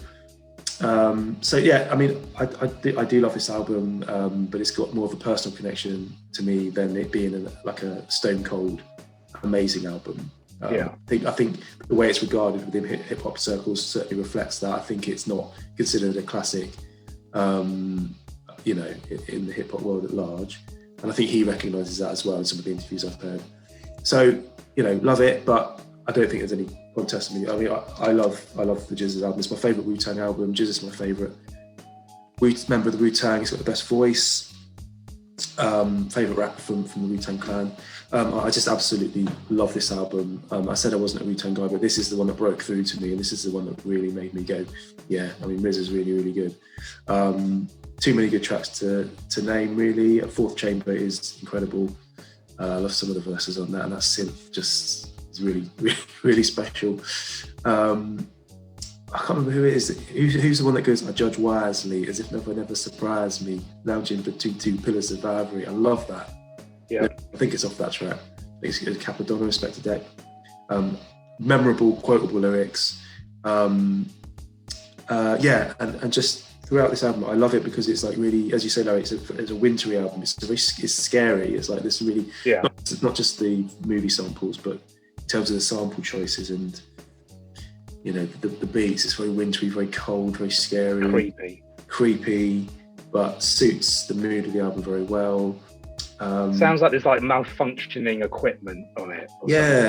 Just all the way through, and tracks drop in and out, and like Labels is great, but have you ever considered how simple that track is, or simple the beat is? It's very, you know, it's not simple like we could do it, but like it stabs, and it's hardly any like percussion in there. It's just really, really impressively sparse, but it just works. I was thinking of this earlier, and I think just like that, the actual drum beat is so simple. Yeah. But you or I couldn't do it. No. Like you can't quite get that swing in it, and it wouldn't surprise me if he played the whole thing. Throughout it, it's just it's beautiful. Yeah, it's amazing. So this is my favourite Wu-Tang album. I think there's the Slept On track. This might be probably one of your weaker ones, but I love Investigative Reports. I think that's a really good. I love the sample on it, the little strings that work on that. When that one comes in, I shadowbox in.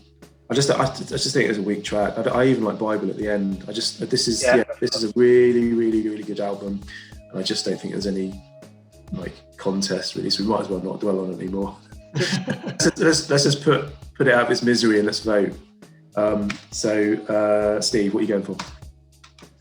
Before I tell you that Jizza's the winner, I always remember listening to the Cold World remix in your car, your mini Metro, or whatever it was, and that was it's a good remix. That was the CD single. Yeah, it was good, and it was Killer Priest who does the second verse and fourth chamber. Oh, okay, cool. Yeah, I love that. Just love that. That's one of the things I always remember about that track. Right, so Jizza all day. Okay, Larry? Yeah, Jizza. Yeah, Jizza for me too. All right, so there's your semi-final lineup complete. Jizza, Smif-N-Wessun, Big L, and Raekwon. So there we go. Wow. Semi-final. Semi-final. Who's that going to be? World Cup. Semi-final. World Cup.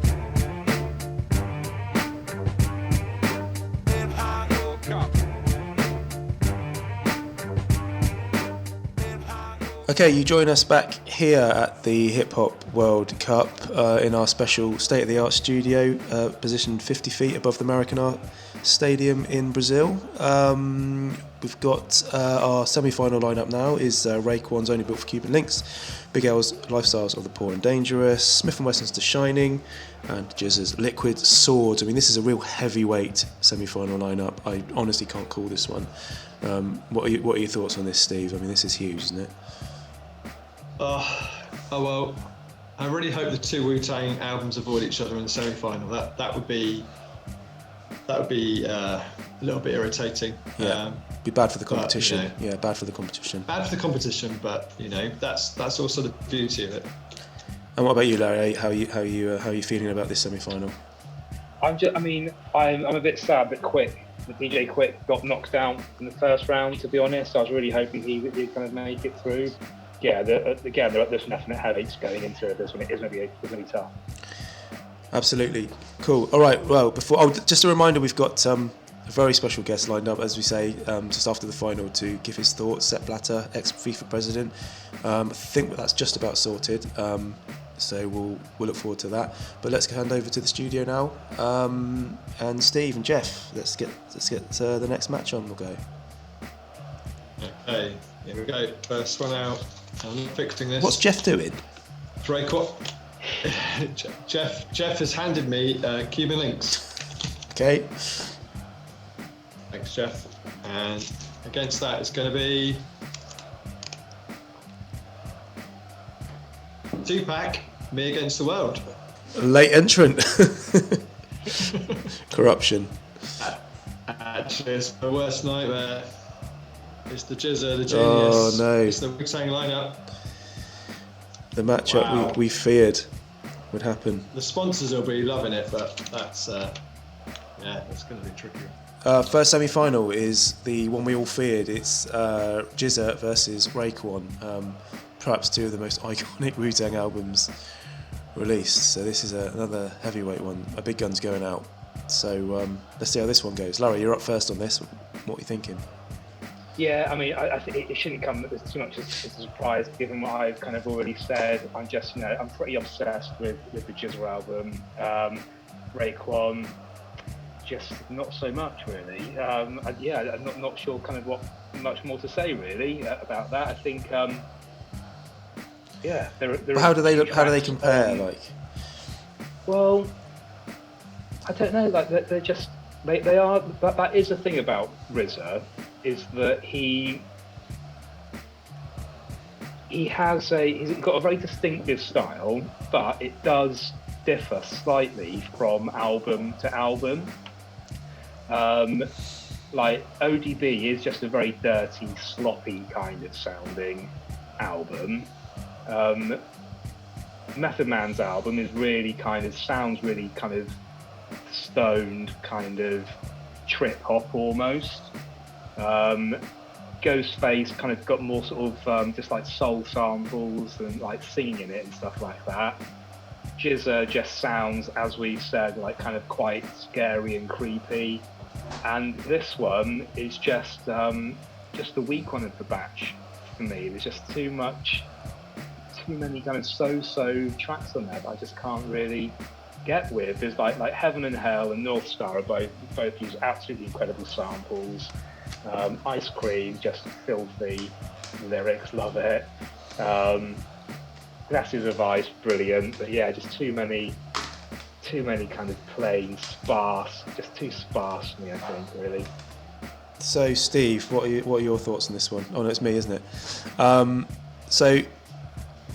Yeah, in terms of this matchup, I mean, this is really difficult. But I think, it's difficult that one of these albums has to go out because I know how well regarded they are in the world of hip hop. But I think for me, it's quite easy in that GZA is my favourite Wu-Tang album, as I've said. I like Raekwon a lot, but I just think there's too many weak points. I think there's too many weak tracks. For me, I just think. There's something about the GZA album. It's really like sonically pleasing as well. A lot of the tracks, they have it's more cohesive. It almost feels like GZA's not really experimenting as much as he normally does. I think a lot of these are just really appealing on the ear. I know it's like quite a scary album, quite a cold album, but I think a lot of the tracks, they just really like appeal to my ear, my sensibilities. And I think that's why I like it so much. I just think it all meshes together cohesively in a much more pleasing way than Raekwon does. And I don't think there's any real contest for me. I think GZA's going to get my vote on this one too. So so that leaves you, Steve. Yeah, it's heart-wrenching, isn't it? Because I love both these albums. But as I said earlier, the Raekwon album is my favourite album ever, and I just love listening to it.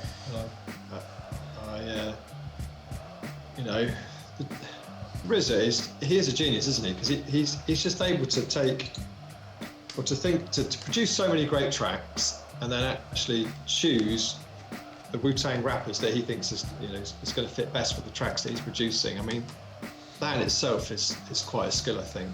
Yeah. He was so original as well. When he came out, there's no antecedent to his style at all. No one said, he just brought a completely unique new style to rap, I think. And what I really like about Liquid Swords, it's when he really starts to sound cinematic, and you can tell he went on to score films later on, and this to me is where that kind of starts. You can just hear the kind of, it's just more musically complex than all of his other albums. Some of them actually are quite complicated, like the way the samples will look together, almost kind of Bomb Squad-y, some of them. And the way he flips some of the samples on I was trying to think which one it is exactly, but it's got that kind of like Killer Hills 10304. It's got that kind of stabby synth that goes up and down. That's really cinematic, really unique. and yeah, just another one where he just chops up a tiny little bit of horn, rearranges it into a loop. It's a bit useless if I can't come up with the one that it kind of actually is. I think it might be I Got Your Back, actually. He uses, I think it's a single horn stab from whatever that sample is, I can't remember off the top of my head now, and just programs it into a completely new loop. It's just really, really clever. He's really clever. He's got a real mastery of sampling and a real mastery of production style. You've got. Sorry, Danny, go on. No, I was just going to say, sometimes I think he tries to be a bit maverick for the sake of it. I think sometimes you can hear him just sort of deliberately kind of, well, that's not going to sound right there, so I'm going to throw that in. Or I'm just going to make you. I think he's always trying to keep you on your toes, and I think sometimes he's a little bit self-indulgent. But you can't argue. Like, I totally agree with you that it's like the cinematic quality of the GZA album. I think it's, really, really cinematic. It really paints a picture for you. You can really see the visuals. Yeah, you really can.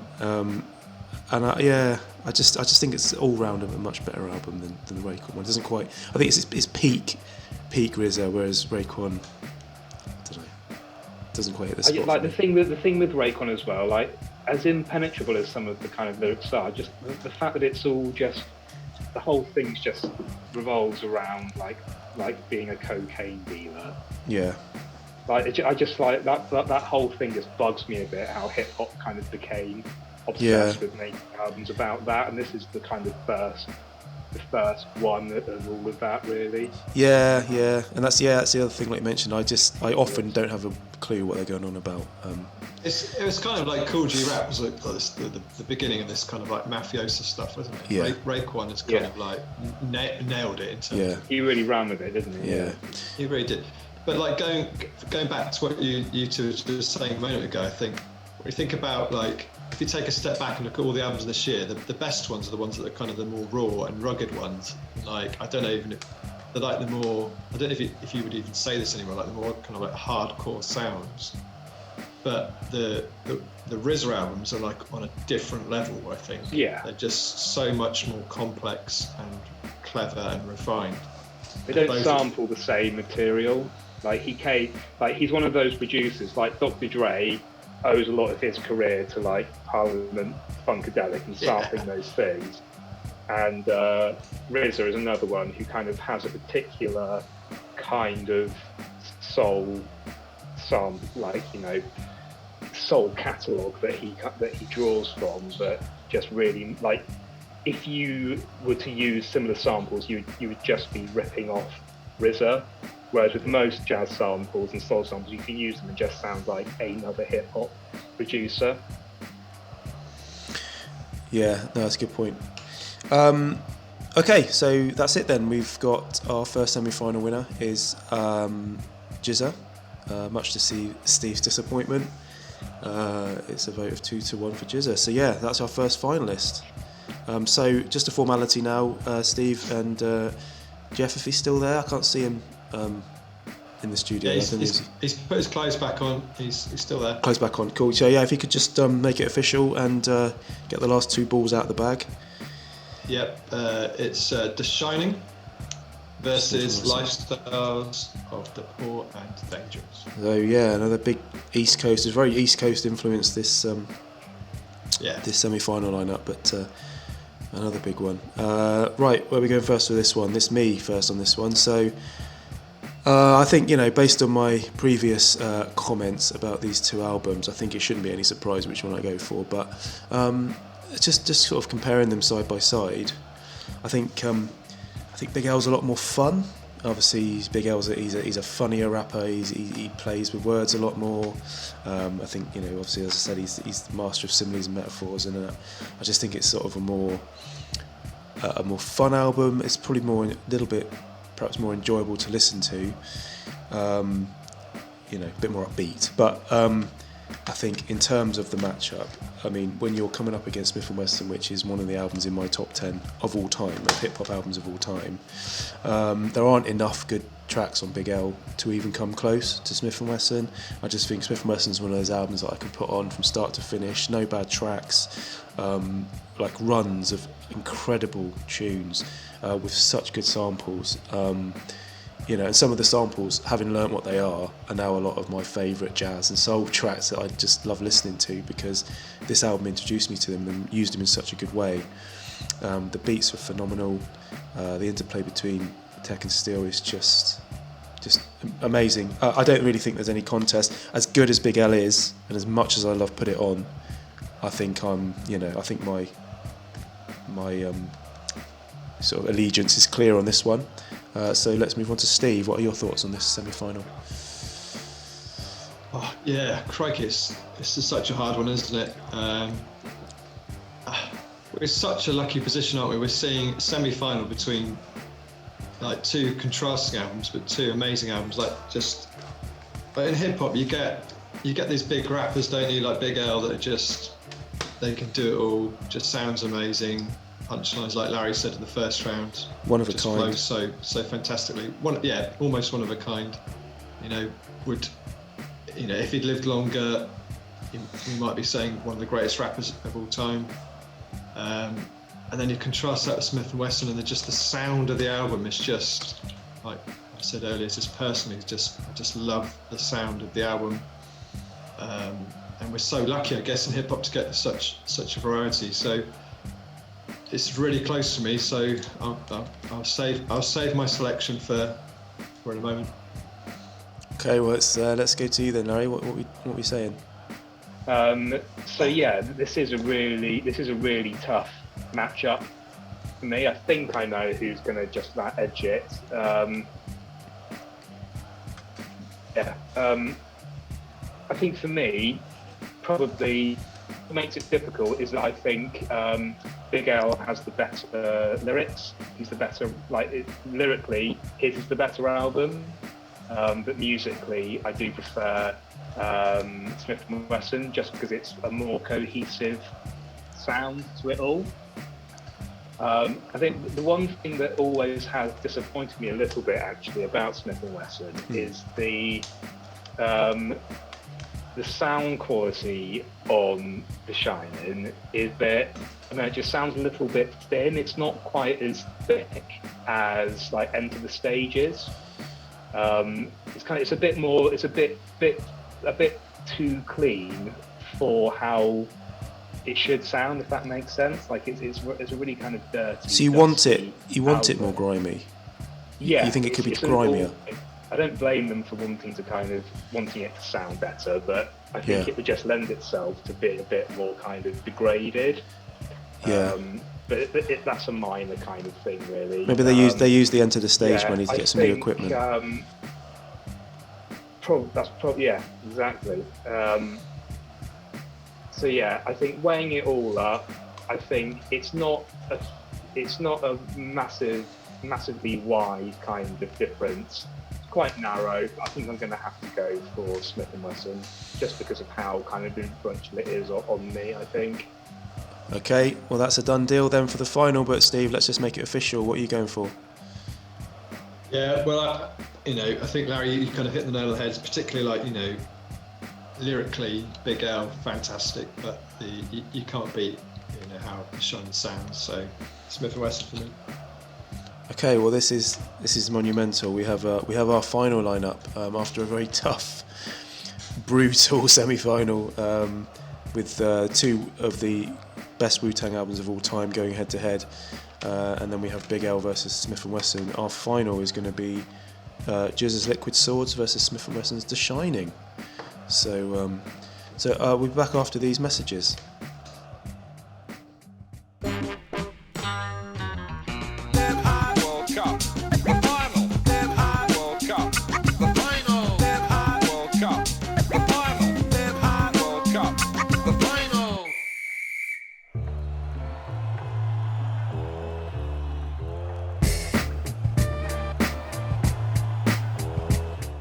Okay, you join us here pitch side at the Maracanã in Brazil. We're gathered here with 100,000 spectators gathered to hear 3 40-something-year-old men talk about hip-hop, which is quite incredible. So don't forget we've got ex-FIFA president Sepp Blatter lined up to talk about the outcome of the Hip-Hop World Cup final, which we're about to see played out between Smif-N-Wessun's The Shining and Jizz's Liquid Swords. I mean, fellas, this is heavyweight stuff. I mean, Steve, what are your thoughts going into this clash of the Titans? Well, I definitely expected Liquid Swords to get to the final. That was always going to kind of happen. But Smif-N-Wessun, I wouldn't say I'm surprised to see them in the final, but I kind of never pictured them getting this far. So this is a kind of like it's great for them to have got so far. I did. Did you? Yeah, I think it's definitely a really, really great album. That's why it's got so far. Yeah. And probably does deserve to get more kind of recognition than it does. Definitely. And Larry, what are your thoughts on this final before we go into it? Well, this is kind of probably the closest matchup like I've ever had on the old True Score system. One of these albums scores a 4.3 on the scale, and the other one scores 4.31. What? There's literally a 0.01 point in it. Too close to call. There's the smoke coming out of the machine. That's phenomenal. But it's great to know it's been calibrated to such an accurate sort of level. Well, that just goes to show kind of how accurate it is. But yeah, it's black, acrid smoke filling the room, unfortunately. And has it got all paper flying out the side of it as well? Like you know, ticker tape kind of coming out everywhere. The holes in the sides, yeah. Bleeping and the LED readout just doesn't make any sense at all. Yeah. Harry, that's 0.03% difference. Yeah. Exactly. Wow, that's mental. Incredible. Absolutely incredible. I honestly don't know which way this is going to go. Well, I do in my own head, but I don't know how you two are going to go. This is what you watch World Cup, Hip Hop World Cup football for, isn't it? It's these moments that make it all worthwhile. And this is the moments the team's dream for as well, Danny. Exactly. Anyway, right, without further ado, should we get into the match? This is the World Cup final, Hip Hop World Cup 1995. Steve, you're up first. Let's go. Okay, well, we've talked about the albums, haven't we? So we know what they're all about. This has to come down to kind of personal taste here. So The Shinin is a really great album and has lots of great tracks. Sounds absolutely fantastic. But Liquid Swords is on another level, and it's just too powerful to kind of be beaten by Smif-N-Wessun. And I love the Wu-Tang, I love Jizza, I love RZA. So there's definitely kind of a big personal angle here. So Liquid Swords gets my vote. Liquid Swords, that's one vote for Liquid Swords. Larry, where are you going with it? You can cut the tension with a knife. Yeah, I mean, just going back to the older scoring system here, I think ultimately the one that received the slightly better score isn't the one that I'm going to pick. Well, that's controversial. I think because it's so tight, I think Steward's inquiry and consulting with the fourth official, I think. I mean, I love The Shining so much, but Liquid Swords is just a weightier, kind of more significant, cohesive. I mean, they're both very cohesive albums, but Liquid Swords especially, I have so much affection for it. If I could only ever listen to one again, it just would have to be Liquid Swords. So that's what I'm going for. Yeah. Oh, okay. Lads, well, I mean, this is, 2-0 up, 90 minutes on the clock, and I'm going to swoop right in there with a consolation goal. I'm going to go for Smif-N-Wessun for my vote. Wow, that's look, let me break it down. For me, it was all about what I listened to most back in the day, okay? And for me, Smif-N-Wessun was the album I would play relentlessly. I dip into Liquid Swords, don't get me wrong, and I loved it to bits, but I think when it came to it, Smif-N-Wessun had the more play. It spoke to me on a different level, on a deeper level. I liked the style of production more than I did the Jizza. The ones I loved on Smif-N-Wessun, I loved far more than the ones on Jizza. And I don't know, it's always had a bigger place in my heart, Smif-N-Wessun. So I'm going to show it some love. I'm going to give it a consolation goal. I'm going to give it my vote. But unfortunately, it doesn't affect the result. So that's Jizza's Liquid Swords has won the Hip Hop World Cup final for 1995. I'm so pleased. What are your thoughts? Yeah. For the first time, an album that I actually wanted to win the World Cup has won the World Cup. So that's brilliant. Thank you, Larry. That's down to a slight recalibration of True Score's True Score. And I'm going to say that's quite controversial, bucking of the True Score trend. I wonder if that might devalue it. I don't always necessarily completely stick to what the score says. Like that's just, that's the head. You got to go with the heart sometimes. Absolutely. So there we go. There's your winner, Jizza Liquid Swords. And I would have loved to, like, my final for this that I anticipated was Liquid Swords versus DJ Quik. That's what I'd have loved that, and that would have been an even more difficult task than this one was. No, it would have been a massive task. But Jizza Liquid Swords has won the contest, and if there's one man winning contest or staging them at least, it's ex-FIFA president Sepp Blatter, who joins us on the line now from his home in Zurich. Sepp, look, it's been an incredible competition. 1995 was a very strong year for hip hop, really. And I know you're a big hip hop fan. Listen, what do you think about this? The outcome? Jizza's Liquid Swords was the ultimate winner. What are your thoughts? Hello. Sepp? Sepp, are you there? Hello. Oh, that's disappointing. A few problems with the line. To Sepp. I think he was a Raekwon fan. Yeah, he might have hung up. Oh, that's a blow. I've been working on that for quite a while. All right, well, never mind. We'll try and get him back for the next show and try and talk about the next winner of the Hip Hop World Cup. But for now, that's it. There's not a lot more to say. Jizza's Liquid Swords was the 1995 winner. That'll go through to the Super Cup. All that's left to do is to say, if you want to give your opinion on this, follow us on Twitter on @HipHopWorldCup and on Instagram at the same @HipHopWorldCup. And we'll see you again soon for another episode. Cheers.